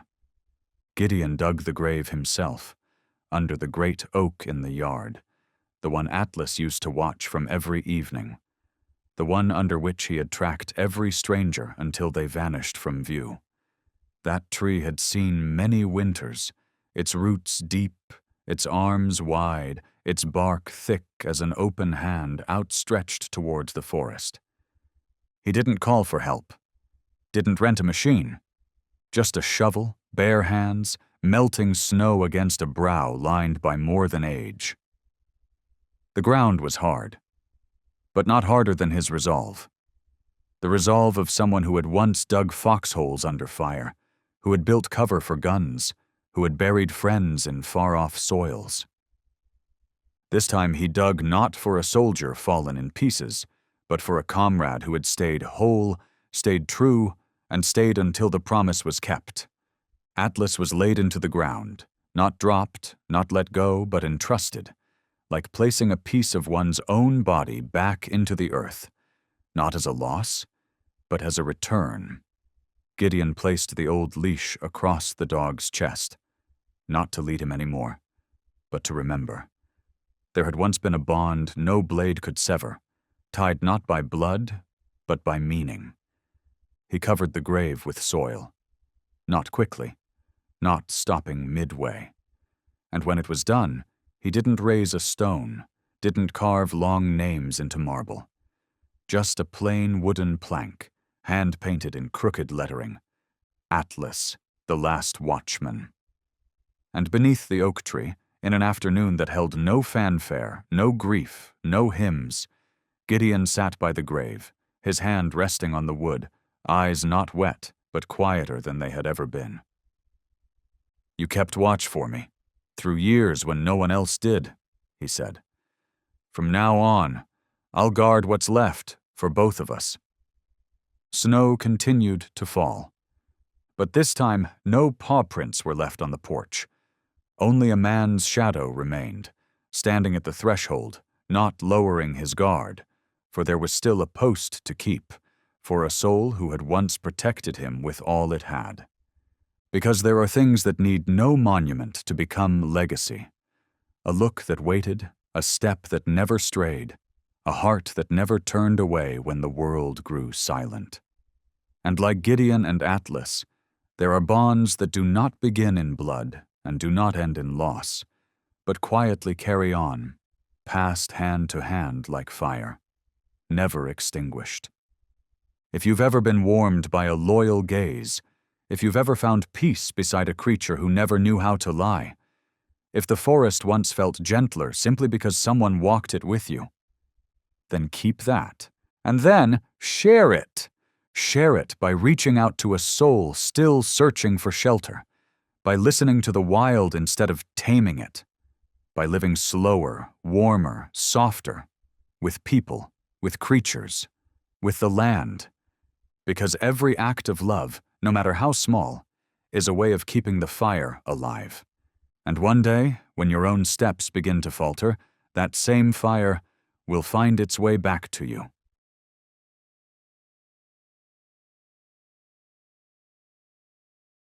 That morning, the skies over Greystone were cloaked in a thick veil of fog, like silver silk stretched taut between two rugged mountain ridges. The cold slipped through every window seam, seeping even into the sealed corners of the operations wing, where every briefing began with the chime of an old bell hanging on a brick wall. The base, nestled beside the Grant Ridge Range, stayed cold all year round, damp, hushed, and still enough that the sound of boots on concrete could echo across 3 rows of barracks.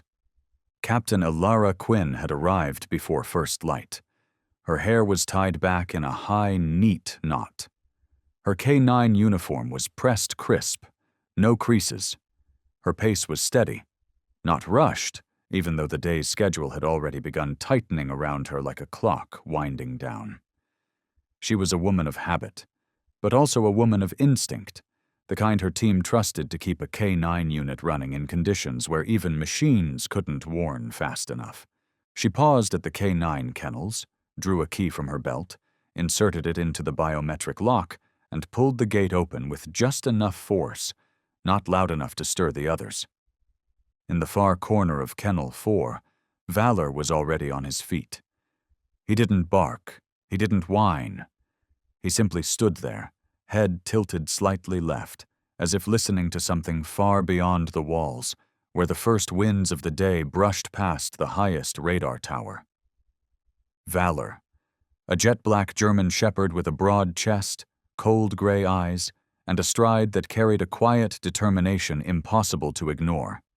His file read, "Transferred from Alaska, Deep Snow Emergency Response Division." He'd worked 3 post-blizzard rescue ops, survived 2 avalanches and 1 chopper near crash. He had never backed out mid-mission, never hesitated under pressure, and never once needed a shock collar. Elara's voice and gaze were always enough. "Elara Quinn, Greystone 02, deploying for special assignment," she whispered into the scanner as she passed the ID ring over Valor's head. A soft blue light swept across. Approved. The kennel door clicked open, and Valor stepped out, like a shadow separating from fog. As they turned the corner between the training hall and the technical supply depot, Elara heard the whir of rotors spooling up. The smell of engine oil, old leather harnesses, and wet pine wood from the surrounding forest mixed into the air. That blend, mechanical and natural, was enough to pull every strand of a trained shepherd's senses taut like tripwire. "Elara," came a low voice from behind a riot gear container. Sergeant Ryan Soule emerged, night watch duty still evident in the red rims around his eyes, heavy jacket hood still up. "Beautiful day for everything to go exactly right," he said, half joke, half warning. She didn't respond. Ryan believed in luck. Elara trusted instincts.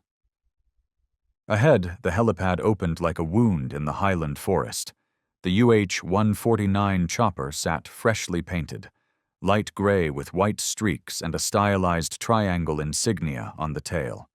The lead pilot, Captain Cormac Reeve, stood by the fuselage, speaking to maintenance in a voice as steady as a radio hum.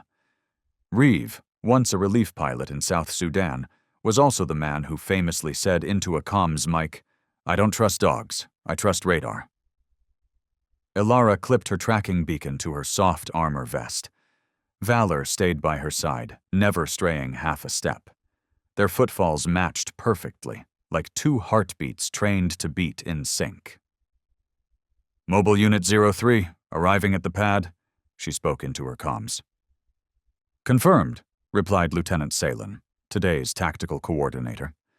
"The Senator's convoy arrives in 45 minutes. You and Valor will board with the comms and tech team. Pre-check your gear. Departure in 1 hour, weather permitting." Ilara nodded and tapped Valor's neck gently. "You ready?" He didn't reply. He didn't need to. His ears perked up, his eyes locked onto the chopper's frame. 4 years in the field had taught Ilara, a good dog doesn't speak, he senses. Inside the troop bay, 3 technicians ran diagnostics on comms relays and flight stabilizers. One of them looked up and gave a short nod. "That's Valor, right? I heard about the Fairbanks op. He pulled out 3 victims trapped under a snow tent. One of them was a 6-year-old. Ilara simply gave a small smile. She wasn't one to retell. She remembered instead. Winds began to shift. Clouds curled inward toward an unseen axis. Ilara looked up. The line between sky and mountain began to blur. Reeve approached, finishing his last engine inspection. "We're ready when cleared," she told him plainly. He glanced at Valor. "I don't object to the mutt. But if anything happens in the air, I want it on record that you take full responsibility." She met his gaze. "I always take responsibility for what I believe in, Captain." He didn't answer, just turned back toward the tail rotor, where the true line between life and death would be decided hours from now. But for now, at 6:48 a.m. in Greystone, everything remained still, as if nothing had yet begun. 3 years ago, in the northern training camp outside Juneau, where snow began in October and never fully melted until mid-May, there was a place where even the loudest barking echoing through pine forests couldn't drown out the wind howling through ravines 10 meters deep. It was there that Ilara Quinn first met Valor, not under spotlights or commendations, not during any ceremonial mission, but behind the gates of Kennel 7. Isolated, marked with a sign that read, "Restricted contact, lead trainer access only." Back then, Valor wasn't like any working dog Ilara had encountered. He didn't growl. He didn't retreat. He simply stood there, motionless, unresisting, gazing through the wire mesh gate as if waiting for someone who would never return. That day, Sergeant Garrow, the center's supervisor, handed her a thin file. No more than 3 pages, but one sentence made her pause. "Previous handler perished in helicopter crash over Frost Line sector. Valor survived 3 days beside the body. Refused to leave." Ilara asked nothing more. She walked to the kennel, without treats, without claps, without commands. She just sat down, precisely 1 meter from the gate, and let silence speak on her behalf. On the first day, Valor didn't even glance at her. On the second, he turned his back. On the third, he flicked his eyes toward her, just once. But Ilara noticed. By the 5th day, snow began falling again on the camp's tin roofs, and the temperature dropped below -10. Ilara brought with her an old rescue blanket, standard issue but discarded for a torn seam, laid it on the snow just outside his kennel, and sat down again. Still silent. Her presence drifting like smoke, unintrusive, unforced. Garrow shook his head whenever he passed, but said nothing. He had seen Valor once drag the body of his fallen handler out of a collapse zone, only to lie beside it, unmoving, for 3 days. In cold, that would have frozen anything without loyalty running through its blood. By day 8, Ilara read from her field journal. When a dog doesn't respond to commands, it's not because he doesn't understand. Sometimes it's because he once understood too deeply. No author was cited, but Ilara believed it was written by someone who had once looked into the eyes of a creature no longer eager to serve, only waiting for release. On the 10th day, Valor stepped forward. Not close, but closer than before. Ilara remained seated, hands at her sides, gaze fixed on the ice-covered ridge. Wind swept the snow off her shoulders, and in that still moment, for the first time, he lay down. Not quite near, but close enough that she could feel his breath. All she did was lower her right hand to the snow, palm facing up, not coaxing, not demanding, just offering. Valor looked at her, and instead of turning away as he always had, he stepped closer and rested his head in her hand, soft as a breeze brushing past a trembling leaf. Ilara said nothing. She didn't have to. That moment, between two beings carved by loss, surrounded by cold, with nothing left to prove, was the beginning of a bond no manual could teach, no command could forge. By day 12, Valor began following her when she left the kennel. By day 14, he let her touch his neck without flinching. By day 16, he barked, for the first time, when a stranger walked too close to the training ground. And on day 20, when Ilara buckled the tactical harness over his frame for the first time, he didn't resist. He simply raised his head, eyes locked on hers, as if asking, "This time, the one who leads me, will they come back?" She placed her hand gently on his shoulder, firm, calm, certain. "Yes, we come back together." And from that day on, they never walked apart again. In an abandoned maintenance hangar on the southern edge of Westmere, once a railway service depot, now nothing more than rust, grease, and the lingering smell of old lime, Darius Keene stood motionless before a dust-covered metal table. Spread across it was a faded replica blueprint of the UH-149 helicopter. Overhead, a flickering fluorescent bulb pulsed like an arrhythmic heartbeat, and with every blackout blink, the room seemed to hold its breath. Darius, an aerospace mechanic, once honored with the Advanced Engineering Award by the Federal Technical Institute in 2010, now shaved with his left hand in the cracked mirror of a makeshift restroom, while his right trembled. Not from cold, but from remembering the look in his 8-year-old daughter's eyes the night before, when she asked, "Daddy, are you leaving again?" The logo on his old work jacket, Trans-Sky Logistics, had faded with time.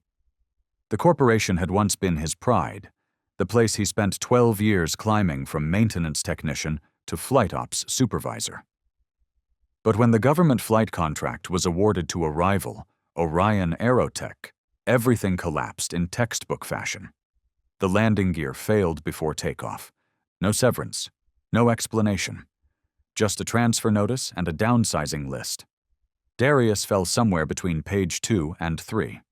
And the name signed on the official flight operations contract, the man replacing him, was none other than Cormac Reeve, lead pilot of the current UH-149 fleet. A man who once learned from him, once flew with him, now commanding a machine Darius had once kept alive with his own hands. At 2 a.m., a call came. An anonymous voice, mid-toned, calm, as if reading from a well-rehearsed script. "We don't want anyone hurt. We just want to prove Orion doesn't deserve the contract." "They're eating with the spoon you forged, Darius. Make that spoon fall to the floor." No commands, just choices.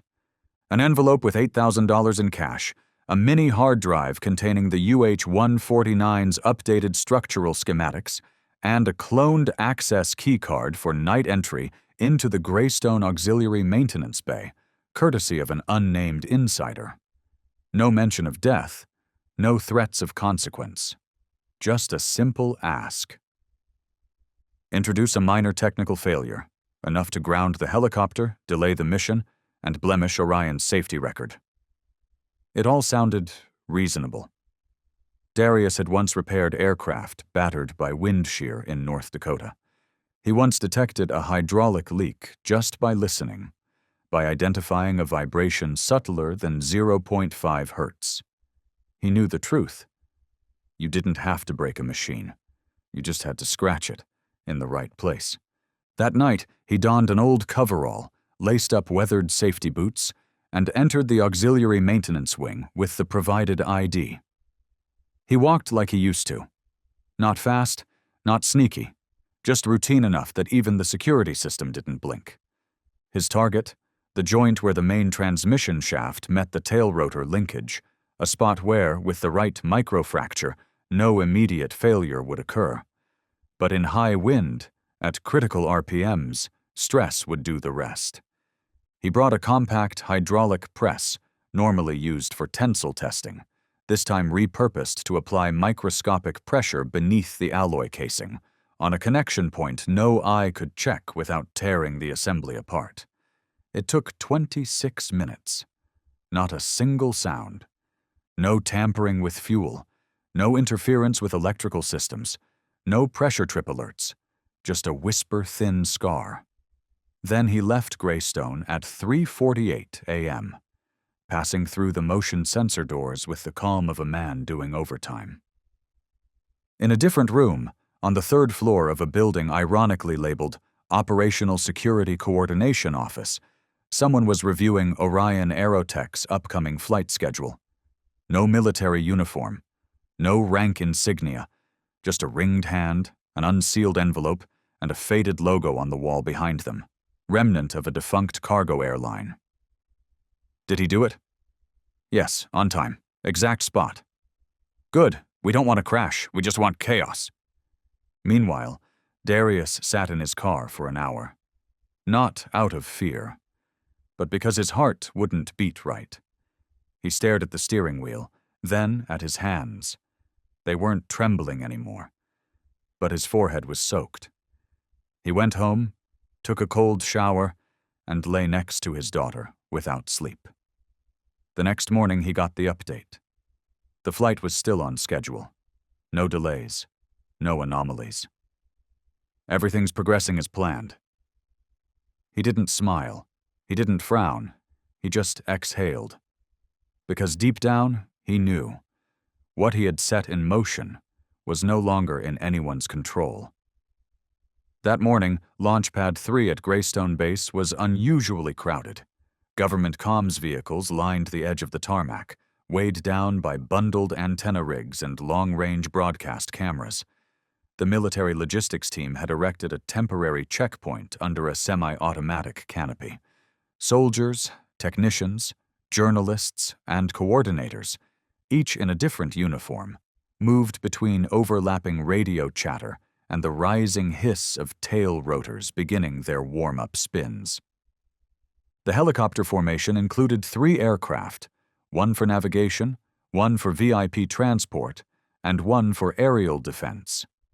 At the center stood the UH-149, under the command of Captain Cormac Reeve, a man molded by Air Force discipline, forged by flight crew precision, and hardened by survival after a decompression failure mid-sandstorm in the Sudanese desert.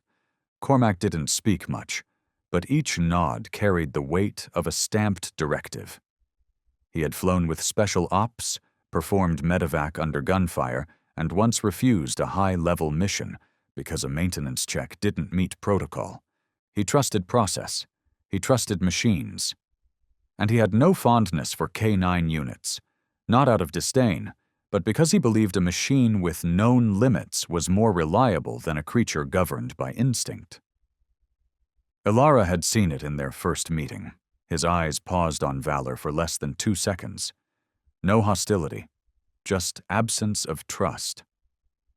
She knew that look, and she ignored it. Valor didn't need validation from anyone but her.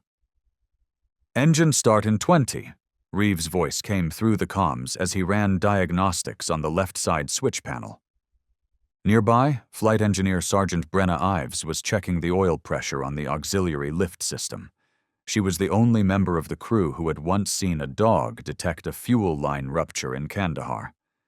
So when she saw Valor walking beside Alara, she nodded, a quiet smile of earned respect.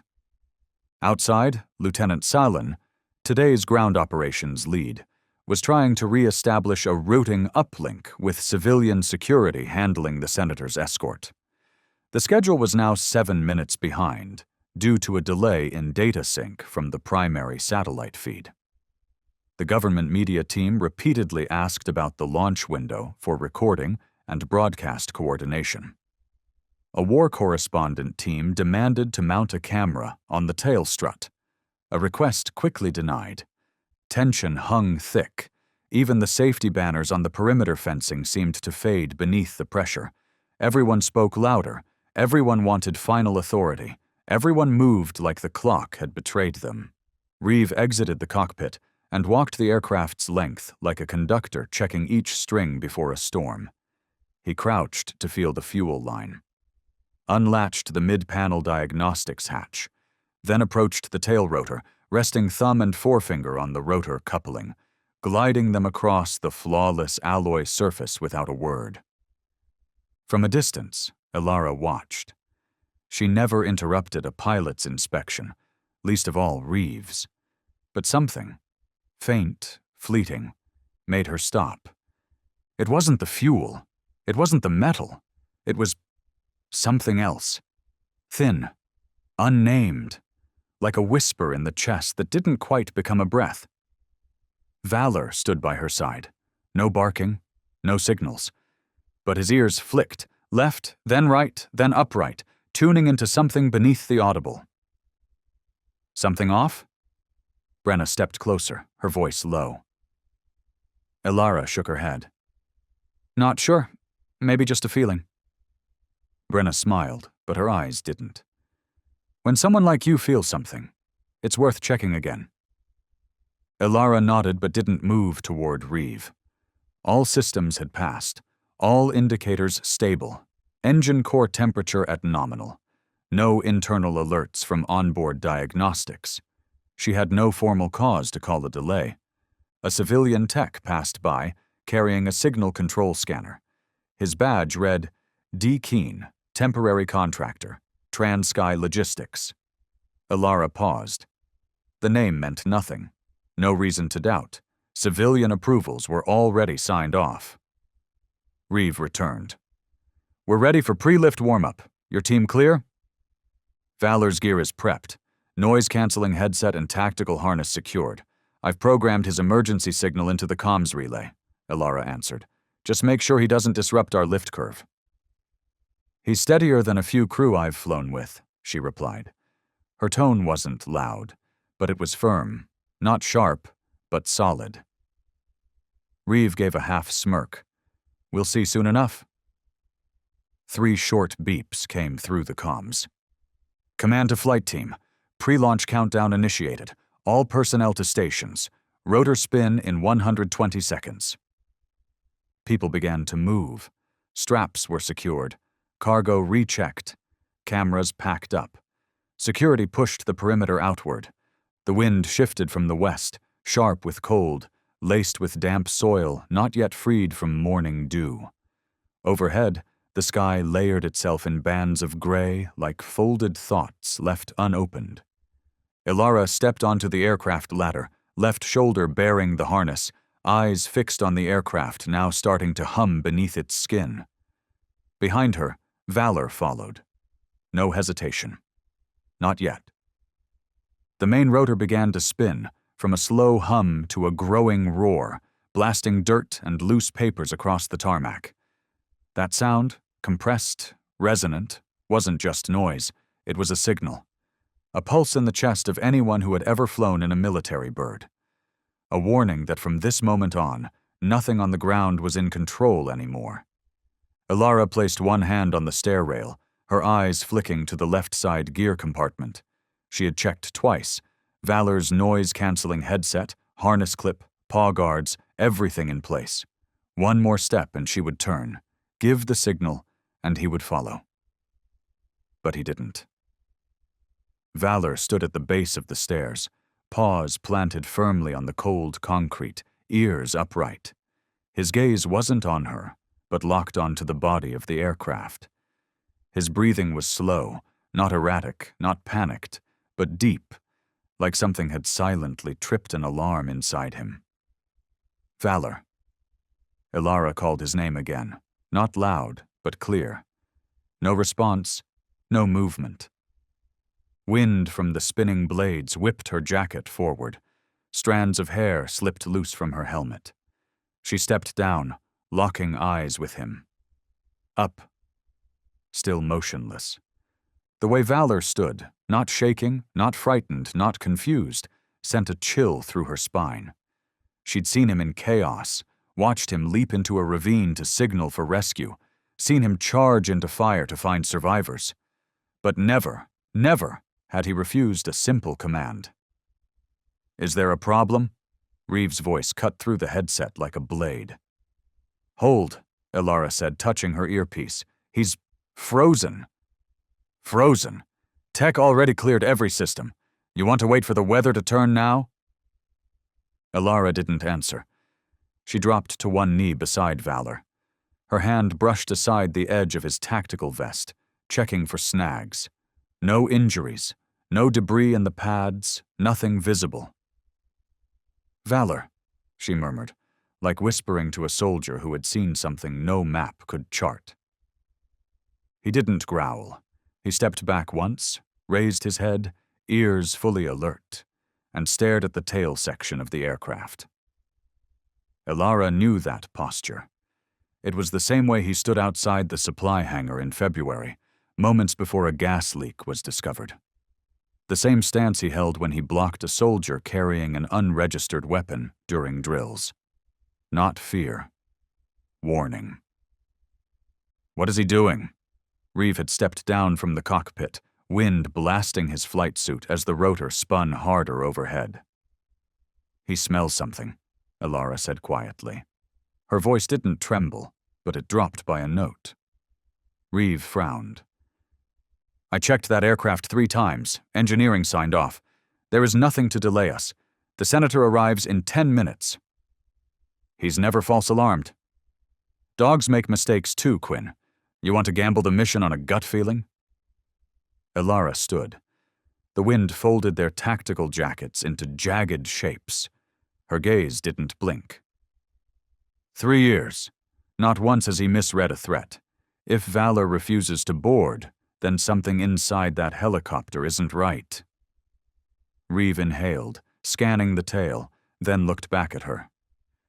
"I'm not aborting a scheduled flight over a dog's stare." "Then put it on me," she said. "I'm requesting a recheck, specifically at the tail rotor junction. That's where he's locked in." Reeve turned away, silent, but paused before climbing back into the cockpit. 5 minutes. If it's nothing, you and the dog are off the mission." Ilara nodded. She didn't need 10 minutes. She only needed Valor to be trusted, just once, the way he had trusted her in that blizzard all those years ago. She unclipped the lead, pointed to the aircraft. "Check!" Valor moved. No rush, no confusion. Each step measured like a heartbeat. His nose followed the hull, from the side hatch, past the fuel tank, toward the tail, then stopped. Right at the seam between the main fuselage and the tail rotor assembly, he sat, back straight, ears rigid, eyes fixed on a spot no wider than a thread of hair. "There," Ilara said. "Open it." Reeve squinted. "That panel's clean. I already checked it." Sergeant Brenna Ives approached, carrying a secondary inspection kit. "We can remove the cover and scan inside. It'll take 3 minutes." Reeve glanced at his watch. 1 beat. 2. Then nodded. The panel came off. Light reached into the control assembly. The group held their breath. No chatter, no radio, just the rotor wind and the soft click of metal tools moving in. "There's something," Brenna murmured, holding an endoscope steady. Her light hit a joint seam. A fracture, hairline thin, buried beneath the outer alloy. Only when tapped in rhythm and measured for resonance did it reveal itself, faint, flickering under the scope. "This crack isn't natural," the technician whispered. "Someone applied targeted pressure, exactly where it matters." Ilara didn't speak. She simply placed her hand on Valor's head, where his ears still stood tall. And for the first time that morning, she could finally breathe again. Wind continued to sweep across the concrete runway, carrying fine dust and the distant hum of rotors still spinning slow and wide. Every crew member on the launch pad had stopped, not by official order, but for one reason only. A German shepherd was re-inspecting the aircraft. No one laughed, no one scoffed. Only a silence, tight as steel wire, hung in the air, suspended somewhere between skepticism and hope. Ilara stood a few paces behind Valor, one hand resting on the comms control strapped to her vest, eyes locked on his every subtle movement. "Take your time, Valor," she said, voice just above the wind. "You don't need to be fast. You need to be right." Valor began to move. Each step pressed softly into the earth, as if the concrete itself held invisible threads of scent. His nose traced along the hull. Seams, hinges, every bolt tightened into brushed gray steel. Nothing was skipped. Sergeant Brenna Ives stood beside Ilara, eyes wide, vibration meter in hand. "I've seen K9S sniff out explosives, but what is he even looking for?" "Ilara once said Valor's sensitive to metal shifts," Lieutenant Salen replied. "Especially parts that have been tampered with mechanically. If something was compromised, he'll find it, even without a visible mark." Valor moved on, past the auxiliary fuel system. No alert. One full circuit around the left flank, then the right. As he neared the equipment bay, an overlooked corner, he stopped again. Ears sharp, nose pressed against a sun-warped patch of paneling. One step. Another.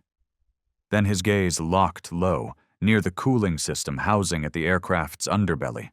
No warning lights, no inspection sensors in range. "Ilara." His voice didn't come from his mouth. It came from his body, sitting, back straight, eyes fixed on a detail invisible to the human eye. She approached, dropping to one knee. "What do you smell, boy?" No answer. But Valor tilted his head, an old signal from their mine detection drills in the snowfields of Alaska. Ilara pressed her hand to the panel, then gestured to the technician. Brenna unscrewed the plate, flipped it open, and shone her light inside. A fine layer of dust coated the coolant lines. But at the center, wedged between adhesive clamps, was a small cylindrical object, barely 4 centimeters long, fixed with industrial glue the same color as the inner hull. Invisible, unless you were looking right at it. "This isn't standard," Brenna murmured. "It's not on any UH-149 schematic." A Defense Department security officer stepped forward. "Don't touch it. Call EOD. Wait," Ilara stopped him. "Let me get a photo first." She snapped 4 angled shots with her phone, then backed off. Valor didn't flinch. There was no fear in his eyes, only certainty. The bomb squad arrived 6 minutes later. 3 specialists in full gear, working with remote clamps, fiber optic scopes, and low-frequency pulse scanners. One of them, Major Ezra Dane, examined the device in silence. When he turned back, his expression was forged from raw iron. "It's a pressure-triggered explosive," he said. "It activates at altitudes above 3,000 feet or when the internal cooling fans hit the 4th stage. So, if we took off and ramped cooling to capacity, it would detonate?" Salen asked. Ezra nodded. "Not designed to kill, just to rupture the secondary fuel conduit. That would spark an internal fire. With today's crosswinds, The tail rotor wouldn't hold. Captain Cormac Reeve stepped forward. His eyes locked onto the tiny device, no bigger than a pinky finger, yet capable of ending every life on board. He looked at Ilara. If he hadn't stopped... She didn't respond. She placed a hand gently on Valor's back, his ears still high, his body still poised, needing no praise. Reeve knelt beside Valor, at eye level. I used to believe in numbers, in sensors, in radar, but this, no alarm caught it, not a single warning system. Ilara met his gaze. Not all systems need batteries to function. Some, like instinct, just need trust. Reeve exhaled, long and slow. He didn't save us by barking. He saved us in silence. A tech came sprinting from the ops tent. Internal security just flagged a name on the temp crew list. Darius Keene. Ilara nodded. I saw him near the tail earlier. I didn't connect it. Reeve's jaw tensed. We'll coordinate with base security. We'll find him. As the sun climbed higher, light finally broke through the gray layers above, falling across the UH-149, now fully opened, every panel exposed. The crew stood around it, silent, motionless, as if they'd just stepped back from the edge of something they couldn't quite name. And Valor, he rose, gave a small shake to his coat, then walked toward Ilara. He lifted his head, eyes asking a question, but needing no words. Ilara leaned down, rested her forehead gently against his. Thank you. Today, you didn't just smell metal, or machines. You smelled life, and you held on to it, for all of us.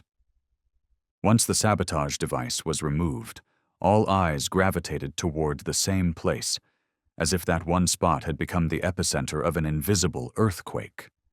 But Valor didn't stop. After sounding the alert on the explosive, he moved again, toward the tail rotor assembly, the precise mechanism responsible for maintaining stability when the aircraft rotated in cross-wind conditions. And there, he stopped again. No more doubt in his eyes, ears fixed, breath shallow, measured. His posture, rigid, still, was exactly how he'd once sat before a crumbling rock face in Juneau, seconds before it gave way.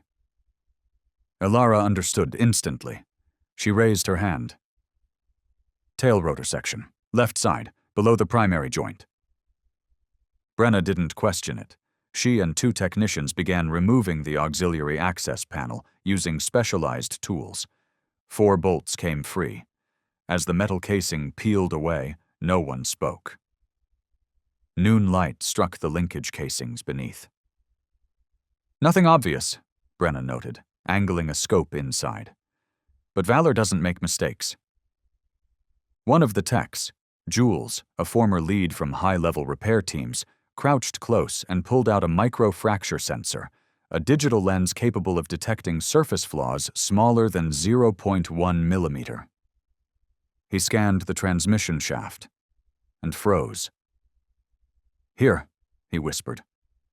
There's a line. Everyone gathered.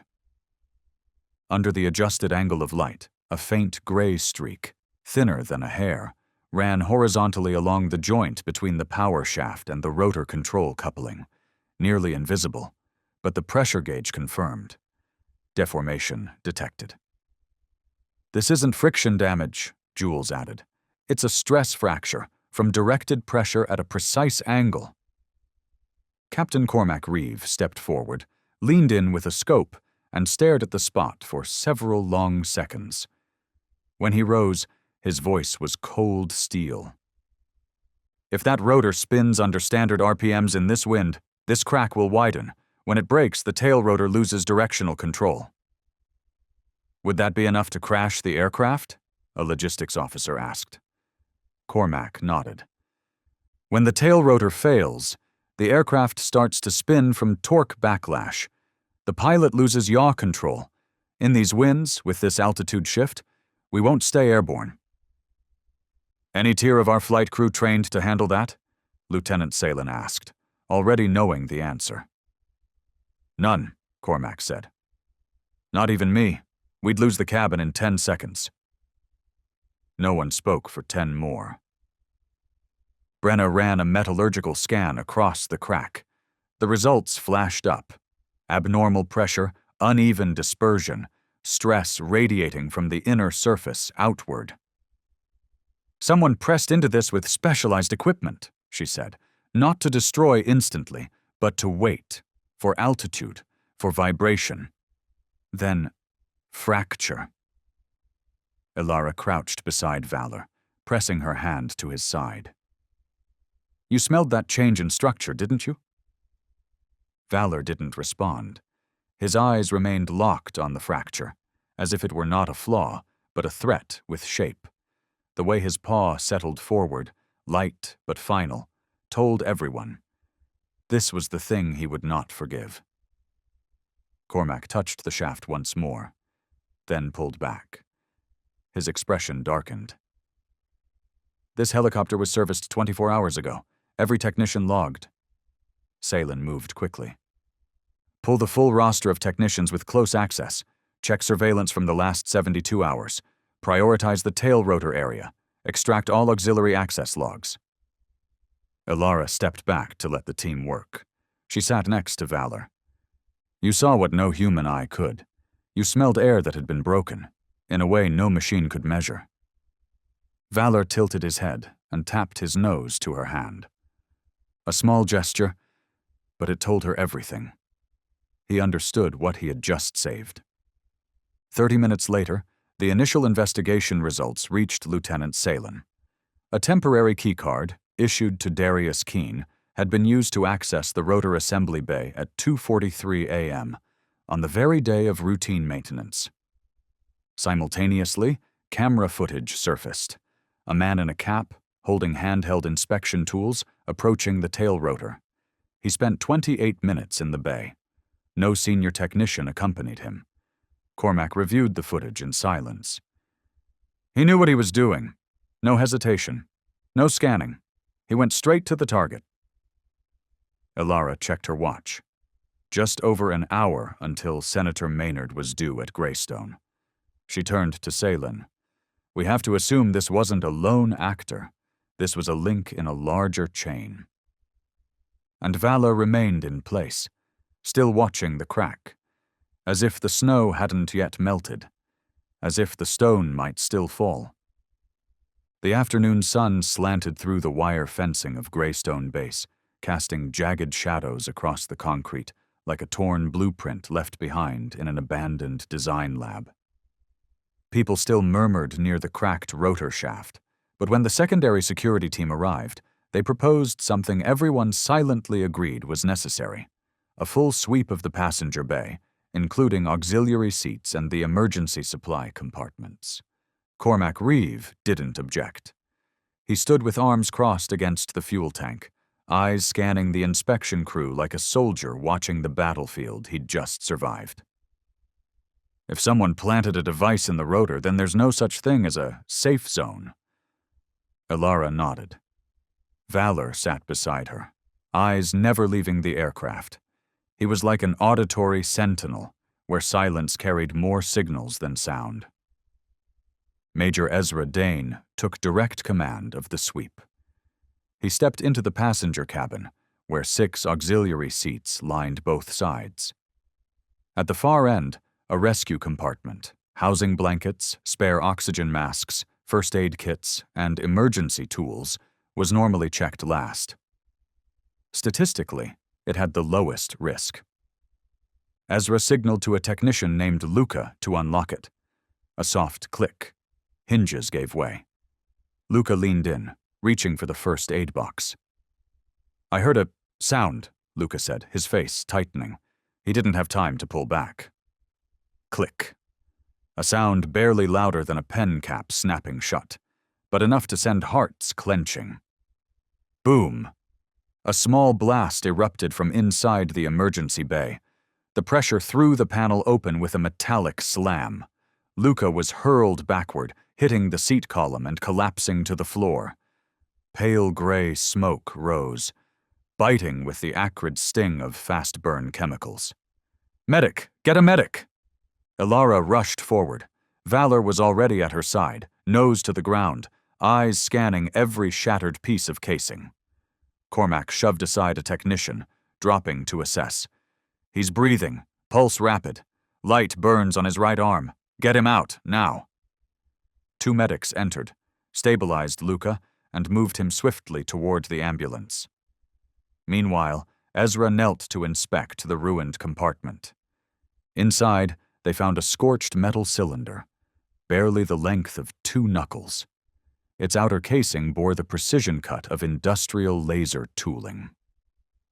"This is a pressure-triggered actuator," Ezra said grimly. "When cabin air differential hits a preset range, an internal membrane ruptures and inflates a micropouch. It's not a lethal device, but it's enough to trigger an incident, especially above 500 meters. Rear auxiliary seat, next to the emergency mask housing," Cormac murmured. If that went off mid-flight, the sound would mimic a cabin fault. Pilots might misread it, adjust pressure too soon. Or worse, Brenna added. In turbulent weather, any sudden pressure fluctuation could offset airflow regulation, and with a fractured rotor, one wrong adjustment, counter-torque collapse. Ezra stood, voice heavy like a conclusion already signed. "Someone didn't want to kill. They wanted a crash. A crash big enough to cancel the flight, raise a security alarm, and ignite a storm." Cormac walked slowly to the cockpit. His eyes found the rotor crack again. Then Ilara. "This wasn't wear and tear. It wasn't oversight. This—" He paused, took a breath. "Was a setup." An hour later, the entire aircraft was sealed off. All maintenance personnel were temporarily detained for questioning. A priority alert arrived from the Department of Defense. Elevate Greystone to security level 3, all aircraft to be re-inspected by external agencies. Ilara sat outside the cordon line, eyes fixed on a printed crew list. She scanned every name, every letter, searching for something out of place. Valor lay against her leg. Not asleep. He never rested when something was unfinished. Ezra approached with a metal scan report. "X-ray confirms it. The core casing bears a serial, matches a batch recalled from Transky Logistics 3 years ago." Cormac followed behind, holding an internal ops file. He handed it to her without a word. Darius Keene, temporary engineer, the only individual who had accessed the aircraft both times. "He used to work for Transky," Cormac said. "Now he's holding a temp badge under Orion. Legal's tracing him now. Surveillance caught his vehicle leaving the base this morning, headed toward the interstate." Ilara said nothing. She looked at Valor. "You knew something was wrong, from the moment you stopped at the stairs." Cormac nodded. "And now we know. It wasn't just instinct, it was fact."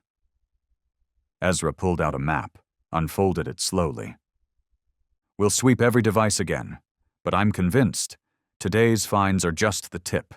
Someone out there, maybe more than one, knows this aircraft inside and out, and they aimed to break it, precisely, deliberately." No one spoke. The light dimmed. Shadows stretched long. The wind grew sharper, carrying the smell of burned residue, hot metal, and human sweat, a scent equal parts danger and survival. Valor rose. He turned his head, slowly, as if catching a trace in the air. Something faint, but worth following. Afternoon in Greystone didn't feel like it usually did. The helicopters, symbols of speed and precision, now sat grounded beneath a sky heavy with overcast silence. No rotor noise, no crisp orders over radio comms. Only stillness, dense and pulsing, like the whole base was waiting for something it didn't yet know how to name. The order came at 16:45. An urgent directive, jointly signed by the Air Command Security Bureau and the Office of the Senator.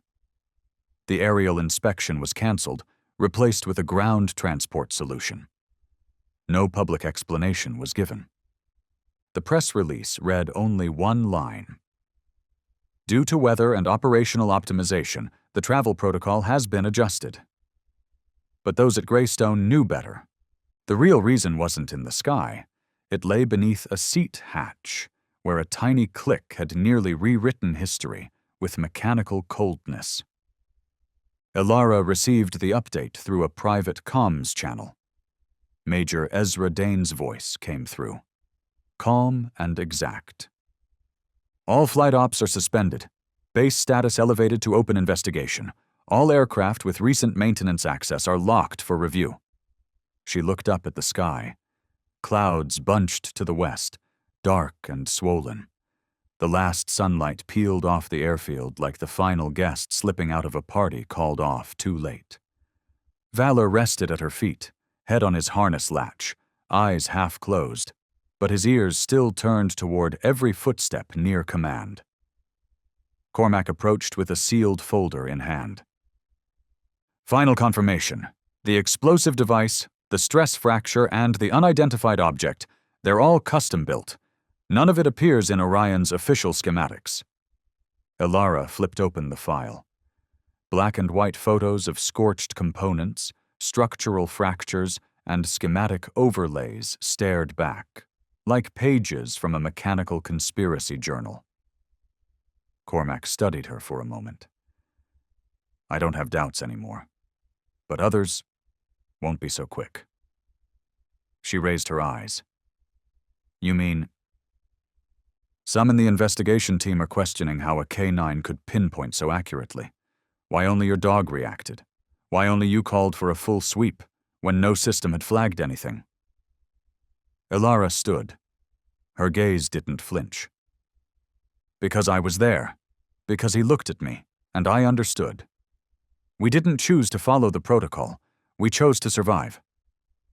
Cormac nodded. I believe that. But High Command doesn't sign off on belief. They want language the system understands. A military legal officer approached. Lieutenant Ilara Quinn, you are requested at internal hearing at 2 at 1800 hours. Subject, unauthorized intervention in flight order. Ilara took the notice without blinking. I'll be there. The officer left. Cormac remained. Valor will be held in K9 quarantine, secure, but off limits. He hesitated, then added, You're not permitted contact until the inquiry concludes. As the sun set, Ilara walked back through the barracks line. She passed ambulances, sealed refuel stations, and a silent training yard, where every morning used to begin with a light bark, nudging her to start early. Valor hadn't made a sound when they led him away. He had turned back once, not pleading, not confused, just waiting. Not afraid, just silent. As if he knew, his part was done. Now hers had begun. Room A2 was designed like a soundproof steel chamber. Lights shone harshly over the central table. 4 senior officers sat across from her. A recorder blinked red. The clock read 18:02. Colonel Roan, head of the inquiry, began. Lieutenant Ilara Quinn, you were present at the launch site this morning. You ordered a flight halt. That decision, under operational protocol, requires technical cause. Can you produce a system-based alert? Ilara stared straight ahead. There was no technical alert at that time. Only the response of my K9 unit, Valor, trained in explosive detection and mechanical anomaly scent tracking. Are you aware that, if mistaken, your actions could have disrupted a national-level operation? And if correct, could have saved the entire flight crew, including the senator. Silence. She continued. In 3 years of service, Valor has detected gas leaks, unauthorized devices, and mechanical faults. Before diagnostics picked them up, records are stored in the Northern K9 Division archives. We will verify. Please do. Another officer asked, Did anyone influence your decision to order further inspection? Ilara shook her head. Number it was my call, my responsibility. Why do you trust your dog so completely?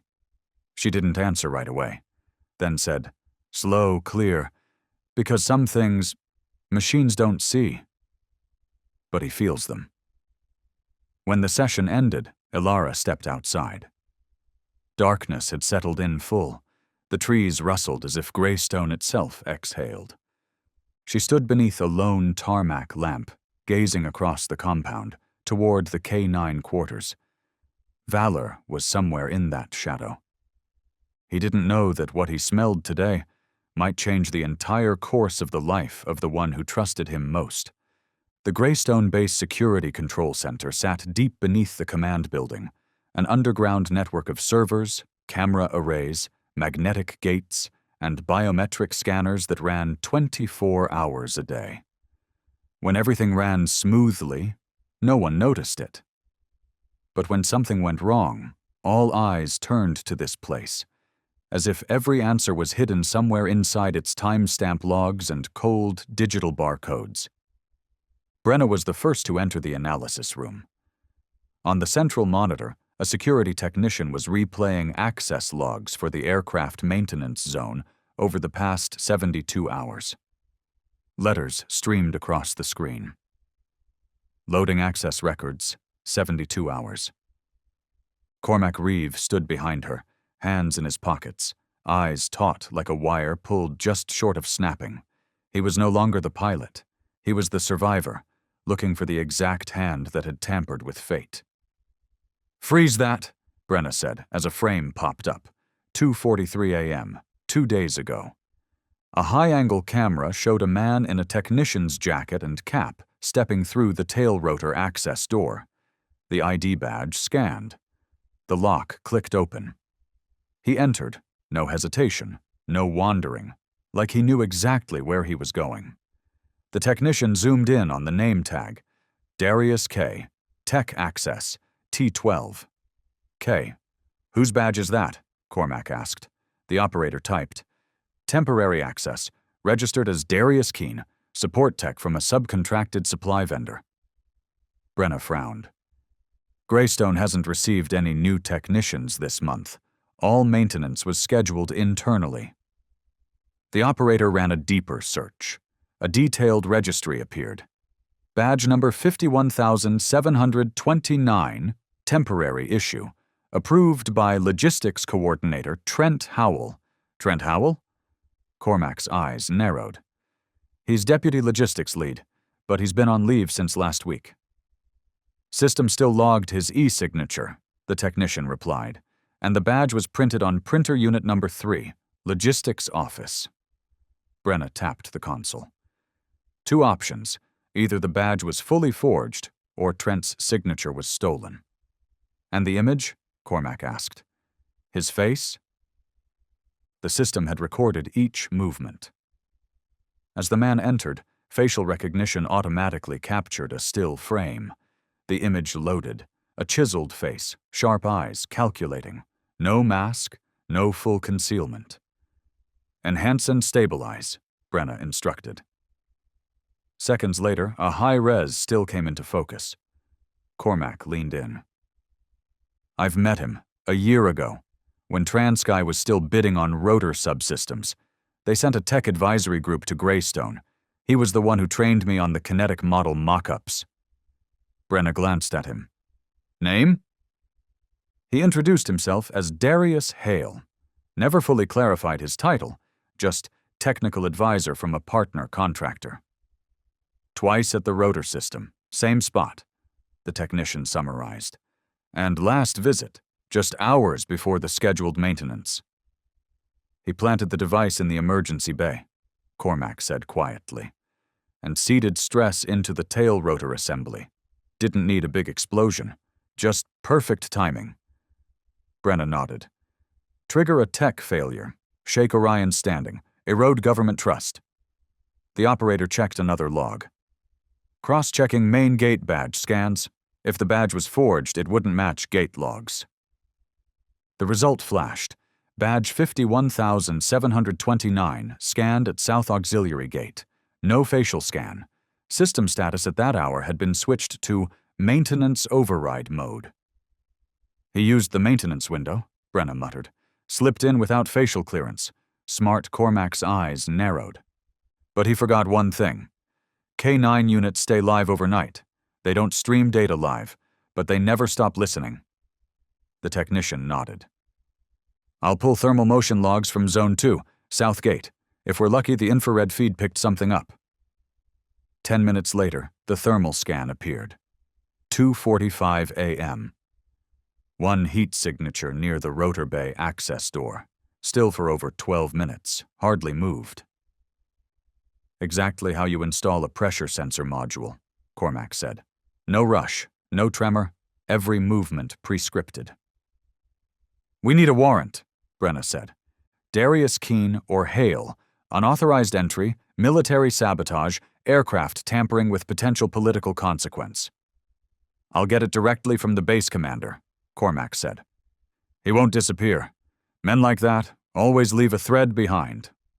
That night, under a sudden downpour, Greystone Base descended into darkness.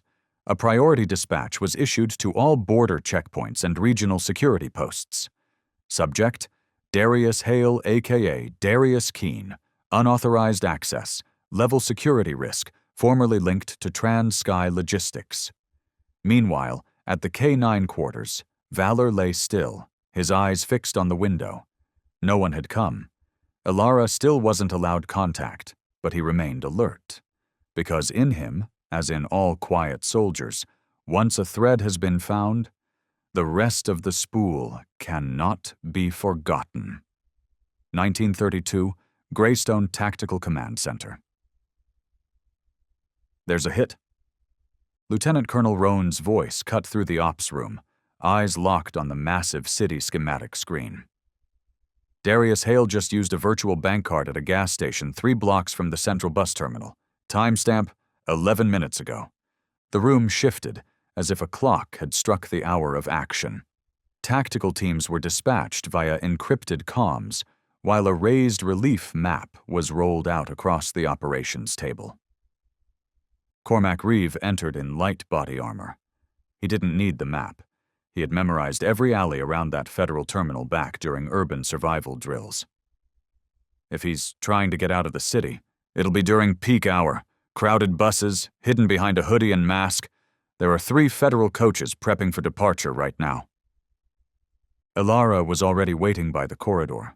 She wore a streamlined tactical uniform, low profile, but complete with restraints, a secured comm unit, and the K9 signal collar clipped to her vest. Valor stood beside her, gaze sharp and quiet as tempered steel, ready to launch at the faintest signal. His black harness sat firm against his gray coat, bold reflective lettering along both flanks. Tactical K9, active duty. You sure? Cormac asked. Not with doubt, but as a final check. Ilara tightened her grip on the lead. He can pick that scent out in a crowd. I trust him. 2003, Northcrest Federal Bus Terminal. Light rain fell under dim floodlights, streaking the pavement in pale ribbons. The terminal bustled, passengers in hoods, dragging luggage, weaving beneath the eaves of the waiting station. Federal Coach 174, bound for Seattle Spokane, was preparing for departure. The driver was checking tickets. A group of college students joked nearby. A tall, slender man with a gray backpack stood quietly in line, his face partly hidden under a black beanie. The rapid response team split into 3 units. Unit 1 moved toward the main bus gate.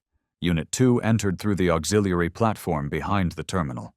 Unit 3, led by Ilara and Valor, advanced through the public restroom corridor. He's here, Ilara whispered, crouching slightly. Valor lifted his nose, stepped forward, 3 paces, then froze. His head tilted, his eyes locked onto the man in the beanie, now facing away. Ilara gestured silently. Units 1 and 2 converged. The man turned his head.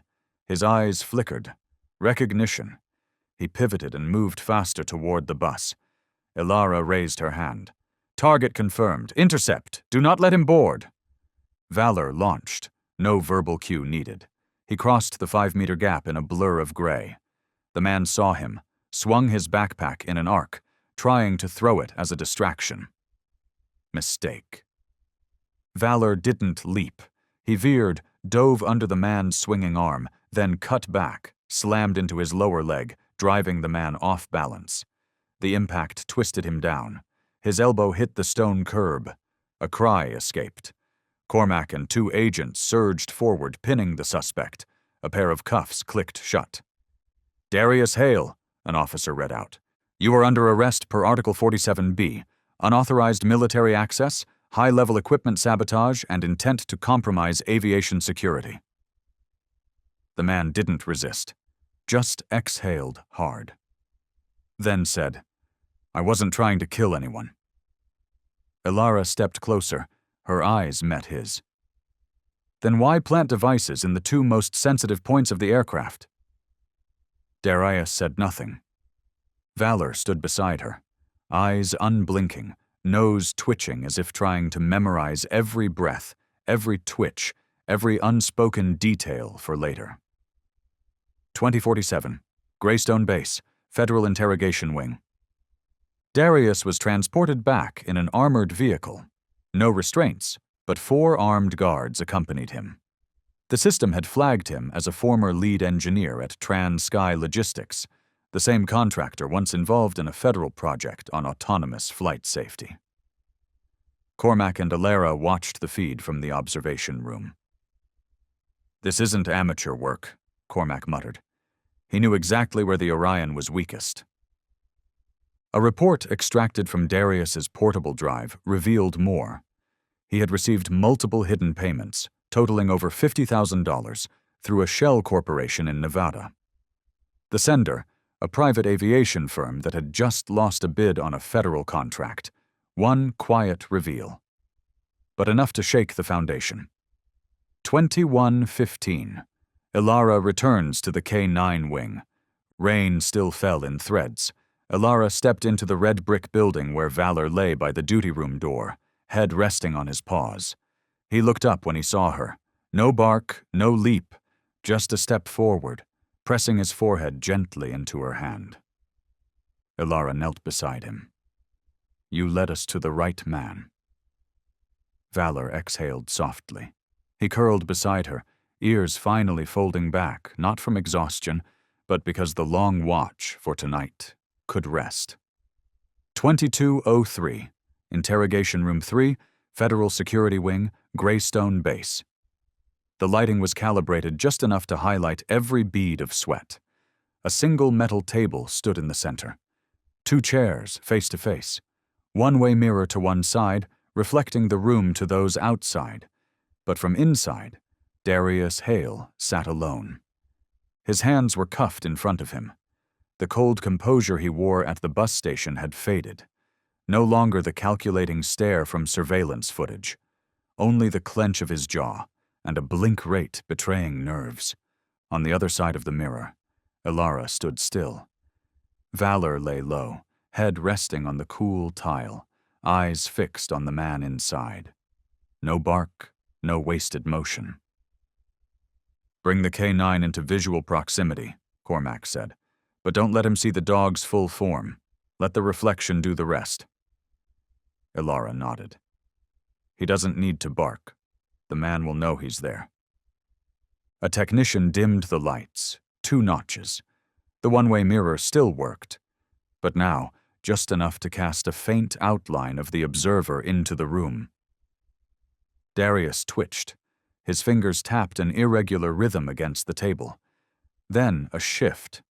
He turned, his gaze snagged on a subtle streak of gray reflected in the mirror. Just a shape. But he froze. Ears pointed, snout angled. Valor's eyes locked in. Darius's breathing shortened into uneven bursts. His shoulder twitched. His right hand gripped the edge of the chair. He turned back around, eyes wide, staring straight ahead at nothing. Ilara remained motionless, a single layer of glass between them. Valor leaned slightly forward now, his gaze tracking Darius with eerie precision, following every throat swallow, every lip twitch, as if decoding a language only he understood. An interrogator entered the room. He didn't speak at first, just placed a file on the table. Inside, engineering schematics for the Orion helicopter, photographs of the minor detonation inside the emergency bay, and a fractured image of the tail rotor. You accessed the tech bay 2 nights ago with a forged ID, falsified signature. You placed a device in the secondary compartment. You fractured the tail rotor's integrity. He paused. Why would a government-awarded engineer in pressure safety models do this? Darius remained silent. The investigator flipped another page. A photo of Valor sitting before the tail rotor, eyes locked on the damage. A note beneath it read, "Unusual microstructure detected. Confirmed by K9 Valor, Unit 3-7.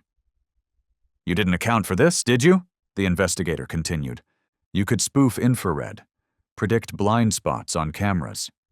But this nose? He tapped the photo. You didn't calculate that. A long, tangled breath escaped Darius. Then, I'm not a terrorist, he rasped.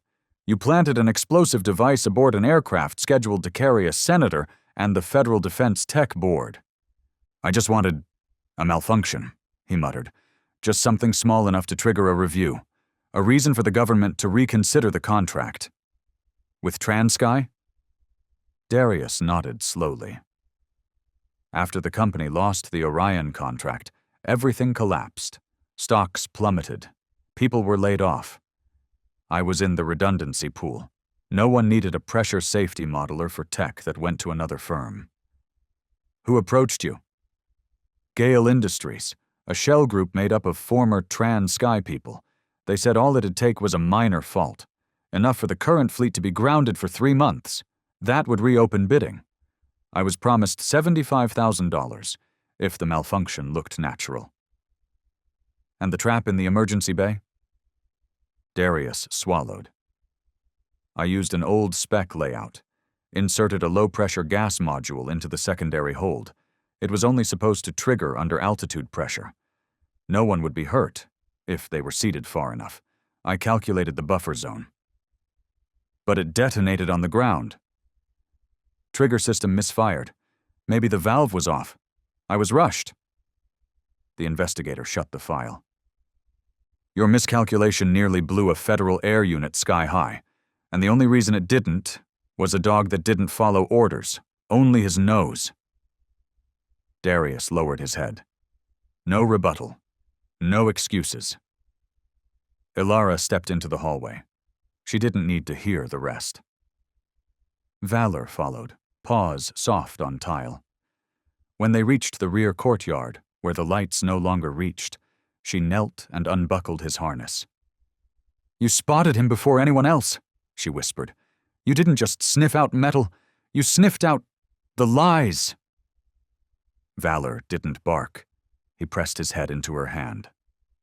A quiet touch, part thanks, part comfort.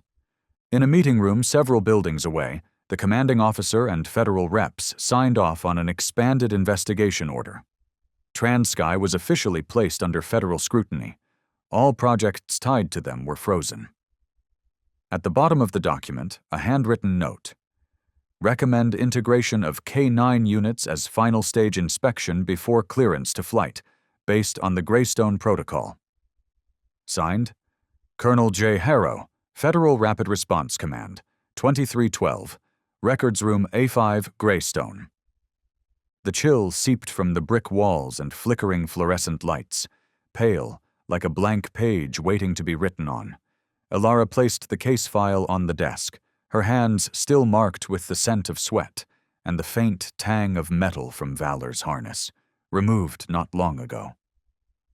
On the screen in front of her, a cut from the interrogation footage.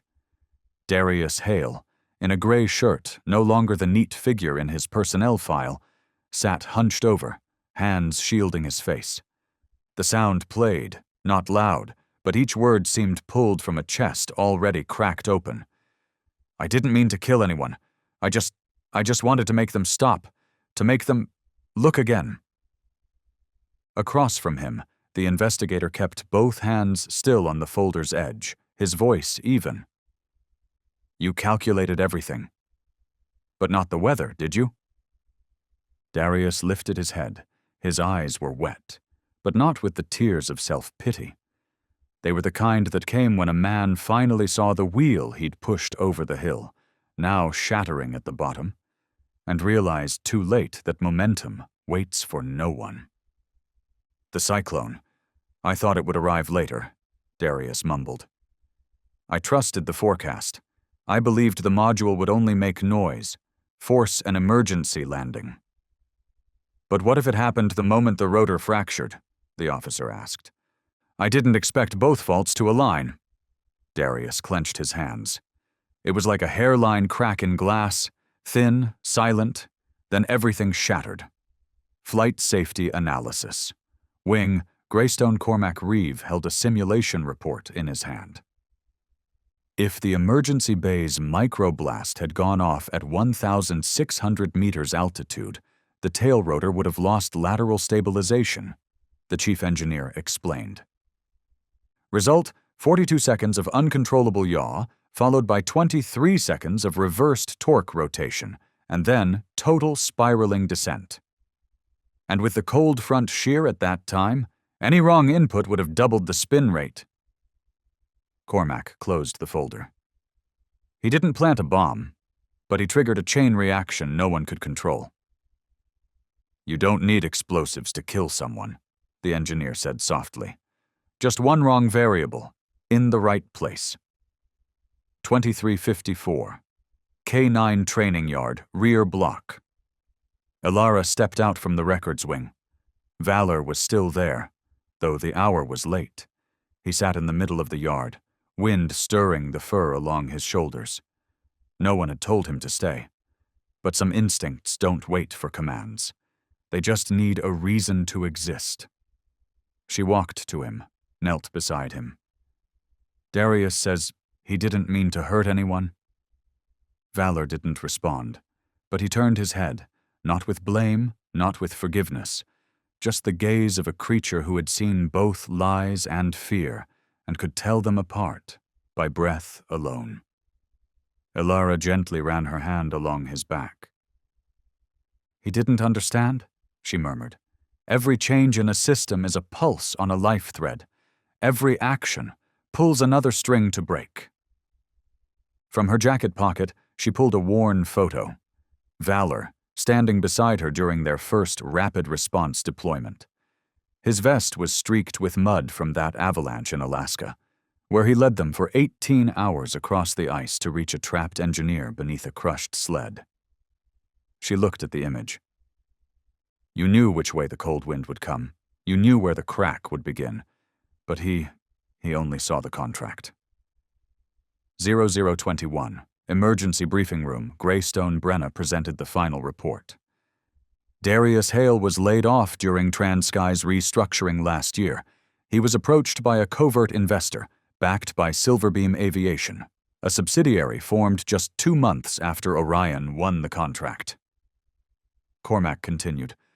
"The $75,000 was funneled through 5 intermediaries. But more importantly, this wasn't just sabotage. It was a test run. A template for undermining national credibility through what looked like coincidence." Elara stood at the doorway. "And all it took to expose the intention behind the accident was one dog who doesn't believe in coincidence. 1:03 a.m., East Corridor, Greystone Base." Darius was escorted to the high-security holding wing. He wasn't shackled harshly, but 2 armed guards walked alongside. Just before vanishing behind the final door, he paused, turned, his eyes catching on the corridor's far end, where Valor stood, alone, in the quiet green glow of the hallway's emergency lights. Elara didn't speak, but Valor took 1 step forward. He stood tall, not threatening, not responding, just watching. A look no blueprint, no encrypted file could ever erase. A look that said, there exists a creature with no voice, yet he has already spoken the whole truth. 3:18 a.m., K9 Night Watch Room, Greystone. The wind had softened. Night no longer felt menacing, only cold enough to sting the skin with a quiet clarity. Ilara sat alone by the old wooden table, half a tactical map still spread open. Beside it, an unfinished case file lay open, detailing K9 intervention records from 2018 to the present. At her feet, Valor curled into himself. His eyes remained open, ears pivoting slowly to every faint sound in the wind. He neither barked nor moved, but that stillness carried more weight than any blaring alarm. Ilara didn't read further. She simply stared at the ceiling, then turned her gaze toward Valor. One question circled endlessly in her mind. Maybe what humans can no longer feel is exactly what dogs still do, with instincts buried too deep to name. She remembered a night in Coldridge, northern outpost, last winter. Before any seismic sensor registered vibrations, Valor had already risen from sleep, stood tall, and released a low, uneasy whimper. 30 minutes later, the ground trembled, an underground jolt near the coordination hub. Engineers scrambled for evacuation. The alert system lagged by 4 minutes. Valor gave them 30. Another memory, coastal town of Alder Point. After a freak flood, the unit was dispatched to assess a chemical storage site. All gas detectors reported safe. Only Valor stood at the basement door, eyes locked on a faded warning sign. He didn't growl, didn't bolt. He just stood there, all afternoon. After half an hour, Ilara requested a second scan. This time, with newer tech, detecting a methane leak beneath the concrete from a corroded pipe. Too faint for human noses, yet already volatile enough to ignite with a single spark. Valor had sensed it before anyone. And then came a silent night in the snowy Alaskan woods. No case, no target, just a routine winter patrol. They camped by a rocky ledge. That night, as others slept, Valor walked slowly around the tent, never leaving the anchor point. Ilara woke and watched him, then looked at the snow. A faint trail, a drag line, barely visible, stretched toward the edge. She ordered an emergency move. 6 hours later, their previous site collapsed with the thawing slope. The ground beneath had been melting for days. Had they stayed? No one would have returned to base. Fragments of memory stitched together like a hidden map. One Valor had drawn without ink. Ilara slowly closed the folder. Her eyes softened, not with fatigue after closing a case, but with reverence, like someone who had just stood before an ancient secret, something unrecorded by metrics, untouched by algorithms. Maybe, somewhere in the primal code of dogs, still lives a string of instincts that humans lost long ago, not meant to be analyzed, just meant to warn. 4:15 a.m., Command Wing Corridor. Cormac caught up to her just as she returned from the K9 yard. He held out a printed memo, straight from the Department of Defense. They want to meet with you and Valor. 10 a.m., not just for commendation. They want to listen, exactly how a K9 senses what data misses. Ilara nodded. I don't have the technical language, but he has instinct. Cormac chuckled softly. First time I've ever seen a flight commander learn to trust something he can't even see. They continued in silence. Only their footsteps echoed off the steel hallway, and the quiet breath of a dog walking beside them. No leash needed, yet always choosing the right path. 06:05 a.m., hill behind the K9 wing. Ilara unclipped the harness, letting Valor roam the dew-lit grass. Each step was light, assured, his nose lifted toward the breeze, reading the hidden layers it carried. Wet grass, faint metal, human traces, old paper, and the rusted drip of tap water. Farther still, the scent of a day about to begin. Ilara stood still. Her fingers touched a small pendant beneath her shirt, engraved silver. You lead, I follow. She whispered, perhaps the truest warning doesn't come in sound, not in alarms, but in a silence so clear it cannot be ignored. 9:47 a.m. Federal Command Headquarters, 9th floor, Iron Room. The room was clad in dark wood. The walls bore honor plaques. Each name engraved stood for a battle, a mission, a trade-off worth making. At the center, an oval-shaped table lay beneath a layer of frosted glass, its surface catching the overhead light and bending it like waves. Ilara stepped in. Valor walked to her left, unleashed but in sync. His harness stayed on, not for display but to make clear. There were two individuals here to report, one with words, the other with presence. Across from her sat 8 officials in a single line, representatives from the Department of Defense, the Bureau of Aviation Security, Homeland Affairs, and the Nonlinear Behavioral Analysis Division. Lieutenant General Daryl Vaughn was the first to speak. Captain Ilara Quinn, Greystone Unit. We've summoned you in regard to the incident on the 17th, where a K-9 detected irregularities before any technical system could. The reports are clear, but today we'd like to hear your interpretation, not in engineering terms, but in experience. Ilara nodded. She stood straight, gaze steady. Sir, I won't follow the printed copy. If I did, you'd see numbers, but not the reason we're still alive. She recounted everything. The foggy morning at Greystone. The moment Valor froze at the aircraft stairwell, his eyes locked on the tail section. When he stepped back, just one step, that single act triggered the entire sequence of response. He didn't panic, didn't growl, didn't resist. He just stood there, like a gatekeeper sensing the fracture in the stone before anyone else dared look down. Valor remained seated by her side, eyes forward, ears alert. In that stillness, his presence became proof, not of blind faith, but of the kind forged only by walking through places others don't return from. Director Marlene Thorne, from the Bureau of Facility Security, leaned forward.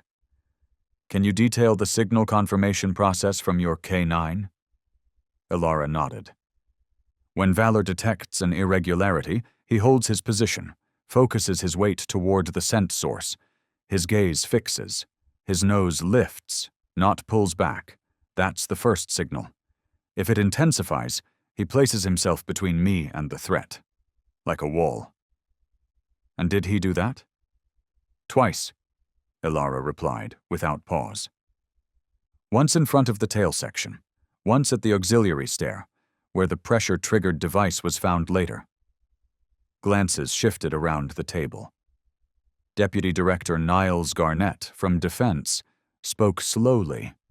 Do you believe K-9s like Valor could be integrated into pre-flight risk evaluation alongside technical diagnostics? Ilara responded instantly. I don't believe, I'm certain. General Vaughn leaned back. Then that brings us to the next question. If we decide to build a K-9-based inspection protocol, will you assist in training and behavior modeling? Ilara looked at Valor, then answered, I will.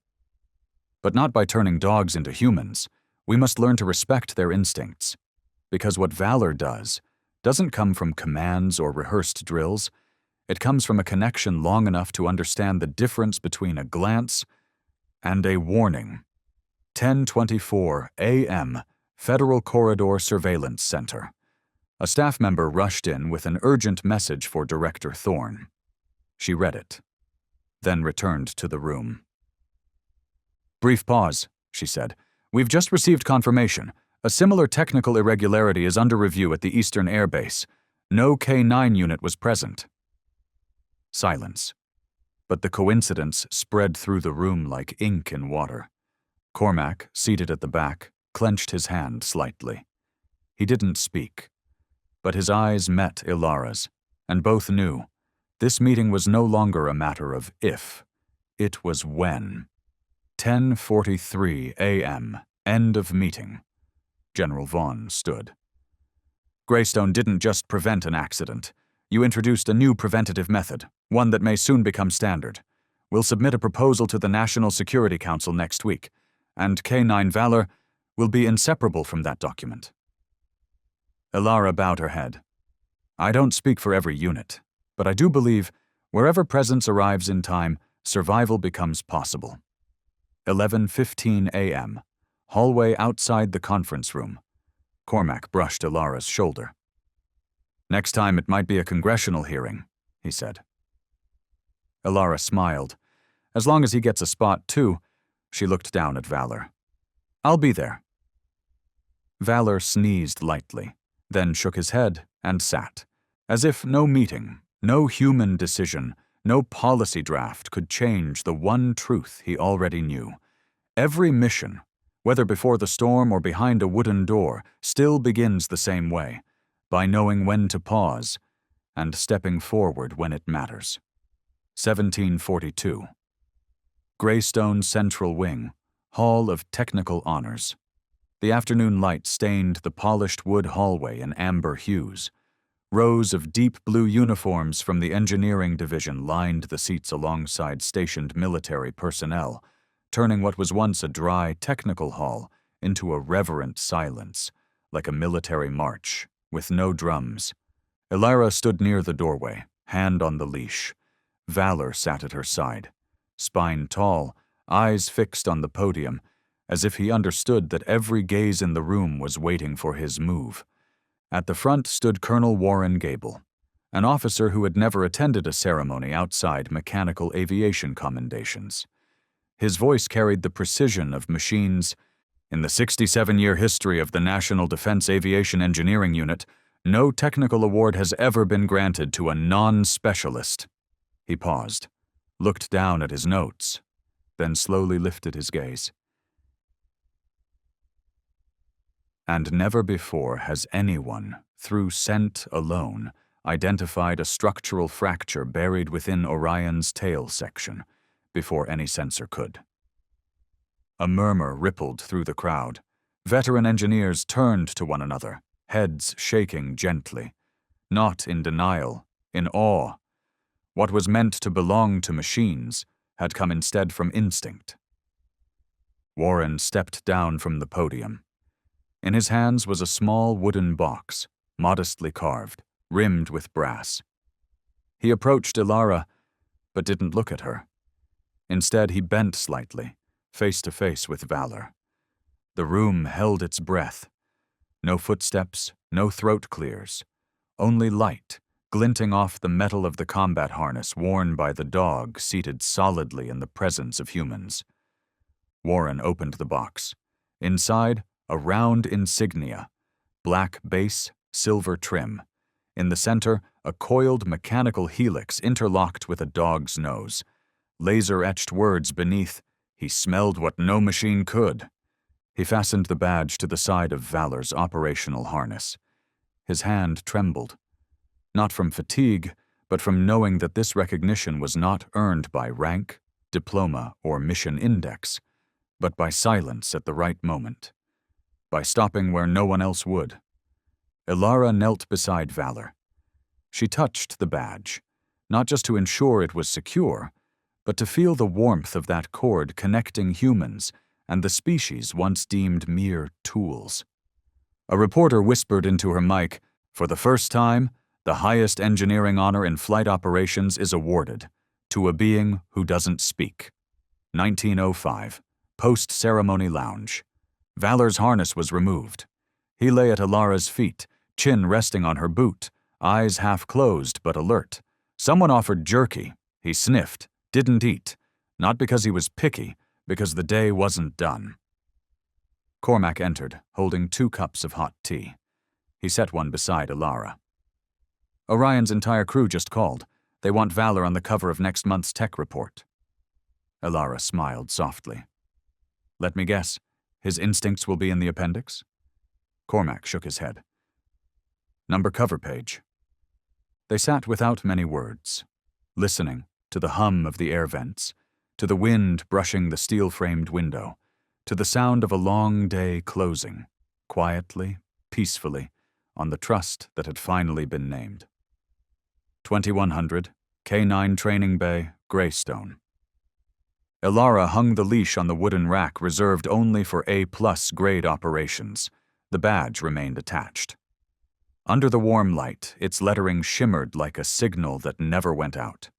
Valor leapt onto the rest platform, curled up.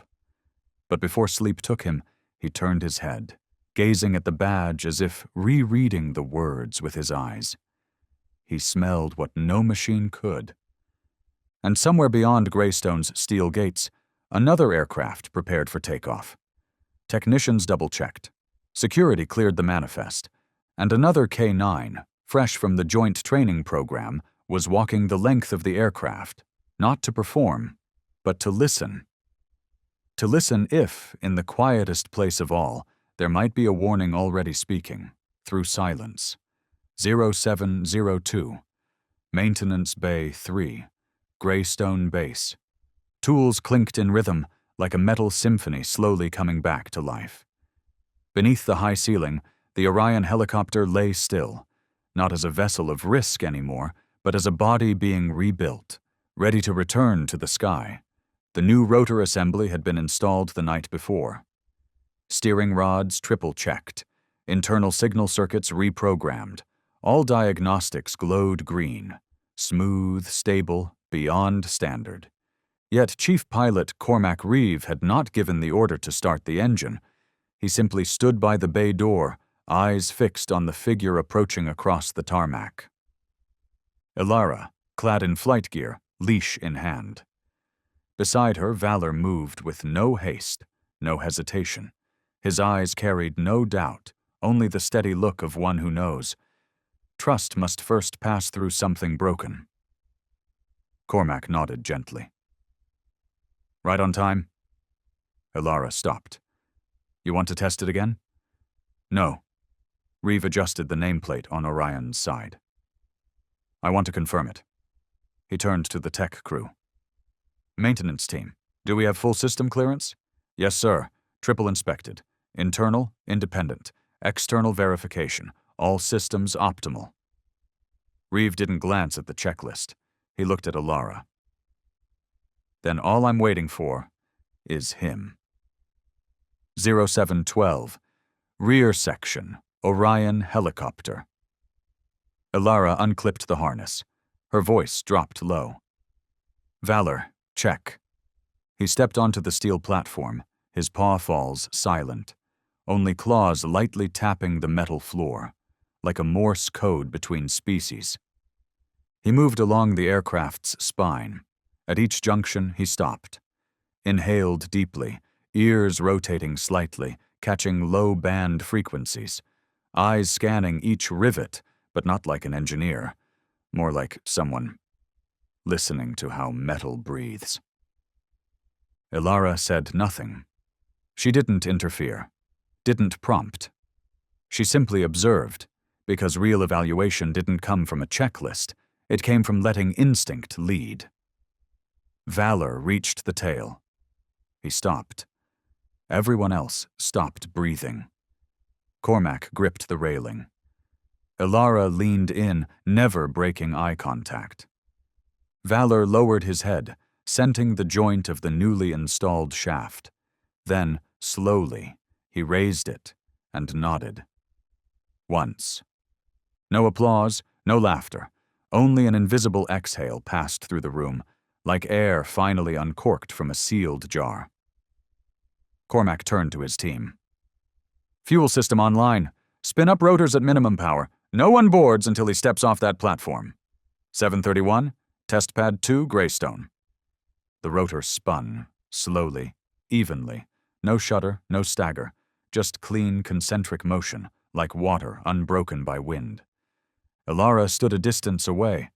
Valor sat by her side, eyes locked on the fuselage, the way a sentry watches a gate for the first returning soul. Cormac stepped out of the operations bay. He approached Valor. No crouch, no pat, no dramatics. Only a voice, worn by storms and altitude. Last time I trusted machines. This time, I'm choosing what they couldn't hear. Tell me when it's time. Valor rose, turned to Ilara. She gave a faint nod, Not a command, but a transfer of trust. He approached the helicopter again. Head tilted, ears open to the rhythm of the blades. One circle, then another. Wind coiled at their feet. Fuel scent hung faintly in the air. But within that swirling mix, there was no heat, metal tang, no misaligned hum, no sharp scent of something off. He returned and nodded. Again. Cormac picked up the radio. Flight team, prep for test lift. He turned to Ilara. He gave permission. Ilara smiled. Good luck. Cormac climbed aboard, but before the hatch closed, he looked back. Maybe. After everything, I've found the most accurate clock I'll ever own, and it doesn't even have hands? 2114. Technician Rest Wing, Level 2, Greystone Base. Soft yellow light stretched down the corridor like a strand of golden thread. Silence had returned after the successful test flight. The rotors had stopped, the fuel lines sealed, yet something still moved. Trust, newly restored between humans and something they did not create. Cormac Reeve sat at a wooden table, flight jacket unbuttoned, a cup of steaming tea in hand. Across from him, Ilara wasn't seated in briefing posture.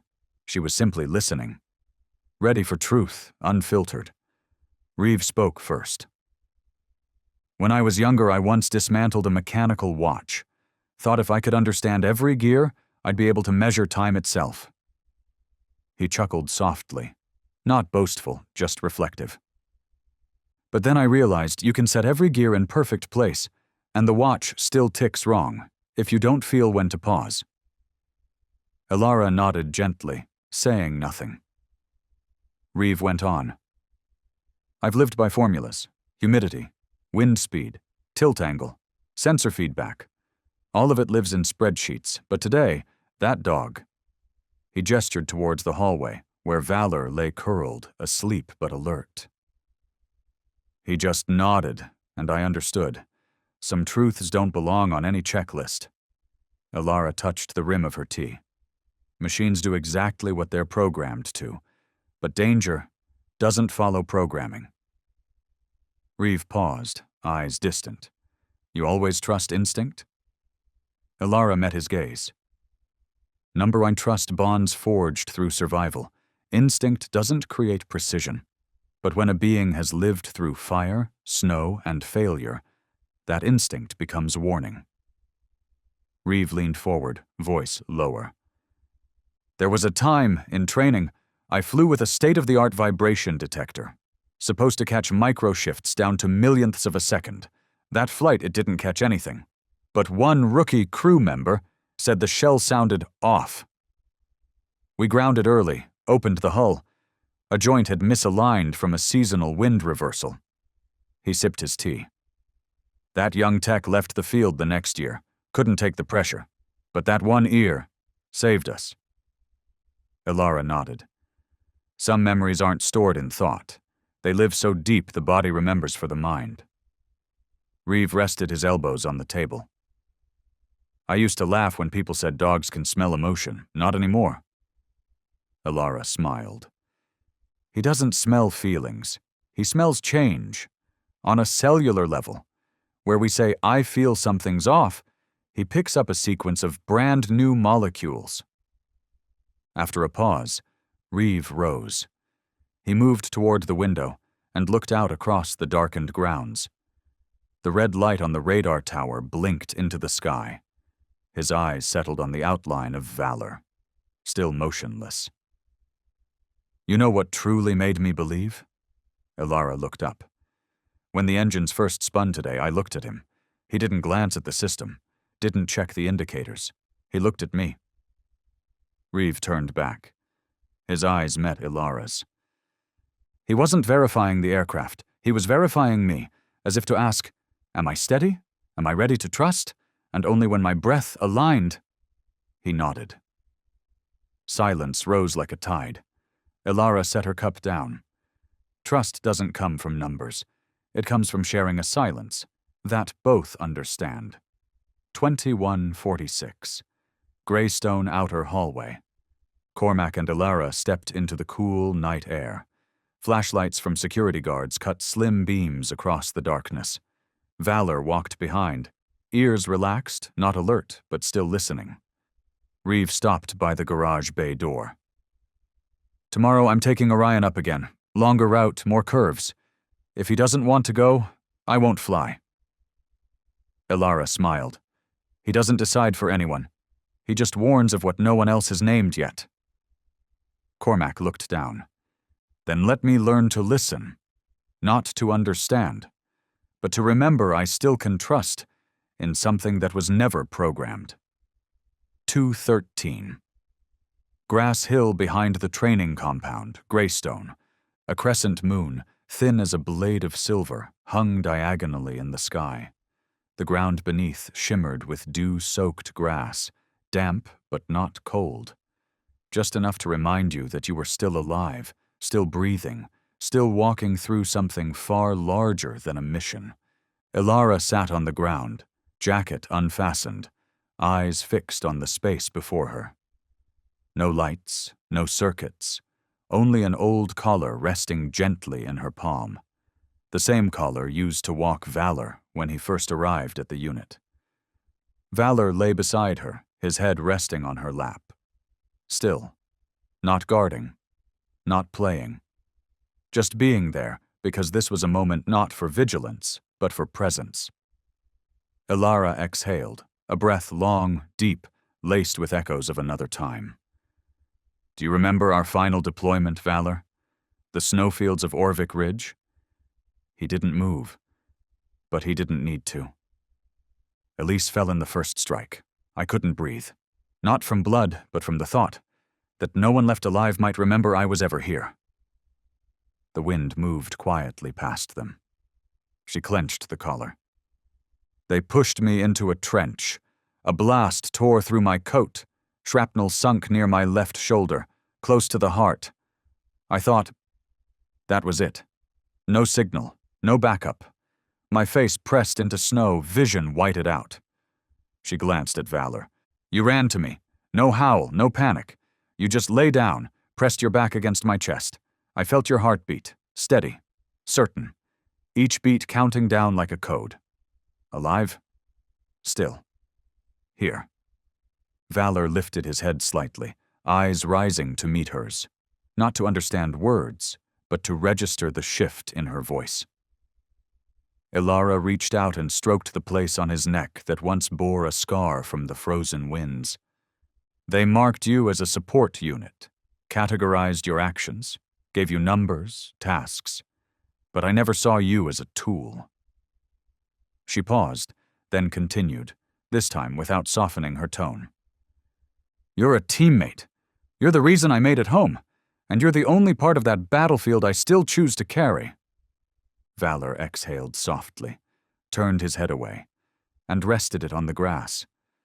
But his ears angled toward her, as if even a whisper from Ilara was still something his body would adjust to receive. A smile slipped from her lips, lined with something unsaid. "They say war numbs people. I think war filters us, shows us what's worth keeping, what we're forced to let go." Her eyes didn't blink.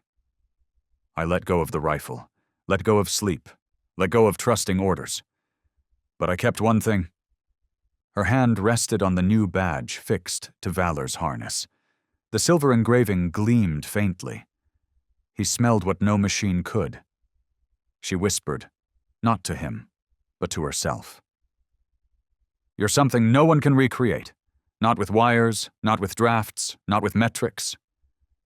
She lowered her forehead to his, a moment between two lives, a vow spoken without sound, understood by anyone who happened to pass by, even if they heard nothing at all.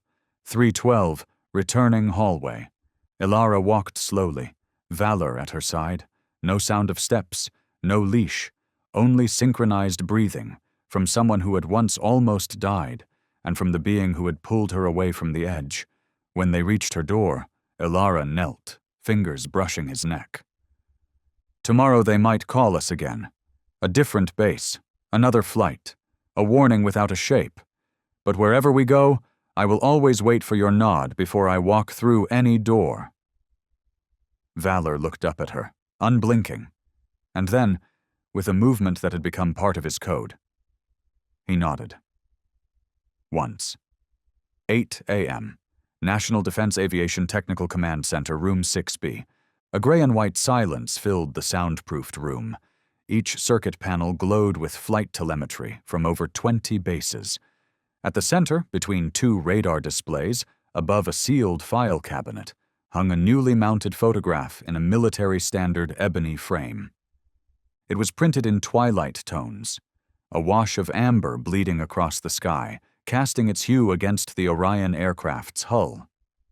In the center stood a single figure, no pilot, no uniform, just a German shepherd, upright, ears alert, eyes fixed on the horizon, no other presence, no sound, no motion, just the dog, standing. And below, engraved in the frame's edge, he didn't bark, he didn't bite, he just stood still and saved us all. 0805. At that same moment, Greystone Base. Ilara entered the training room, where Valor lay stretched out on the cool wooden floor. She set down her bag, pulled out a parcel, sealed in hard paper, marked Expedited Ministry Memorabilia Division. She opened it. Inside, a large print of the same photograph just hung in the command center. Attached was a handwritten note in a firm, precise hand. "The quietest actions are sometimes the loudest warnings. We don't build statues, but we hung a photo, because everyone needs reminding that salvation sometimes begins with a stillness." Colonel Gable, Chief of Rapid Response and Aviation Engineering. Ilara read it twice, then quietly folded the letter and placed it in the top drawer, where she kept handwritten notes from fallen comrades and badges from those who once knelt beside her in the snows of Orvik. Valor rose and stepped toward her, as if sensing the message even before words were spoken. She lifted the photo, tilting it slightly. "You stand in this image like a living statue in the wind." Valor didn't move. He simply looked, not at the photo, but into her eyes, as if to ask whether any of it really mattered. Ilara bent down, adjusted the collar around his neck, still bearing the silver tag that had become gospel in the engineering world. He smelled what no machine could. She whispered, soft but clear, "It's not about what you did, Valor. It's about the fact that you were there." 10:20. Joint Operations Coordination Center. Inside a cold conference room layered with technical reports, code strings, and risk matrices, a slide flickered onto the screen. Not a graph, not a model, but the photo. Valor before the aircraft, eyes toward dusk. The lead engineer did not use a laser pointer. He simply said, "This is a new variable. It doesn't live in software. It isn't born from automated training loops." He paused, then continued. "This variable has ears, a nose, intuition, and sometimes just enough stubbornness to stop an entire system." 11:30. Greystone Cafeteria.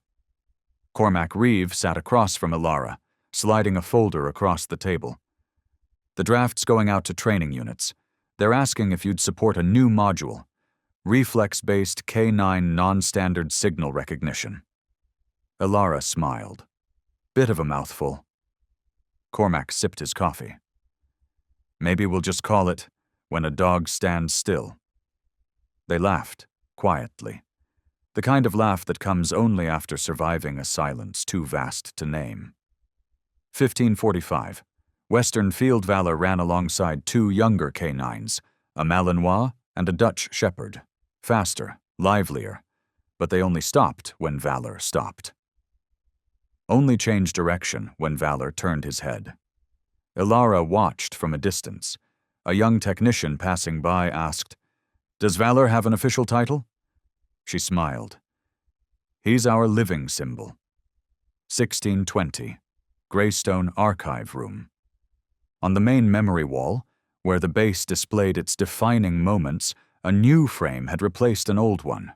No battlefield, no blood, just a dog, standing, before the aircraft, before the sunset, and beneath it the words, "He didn't bark, he didn't bite, he just stood still and saved us all."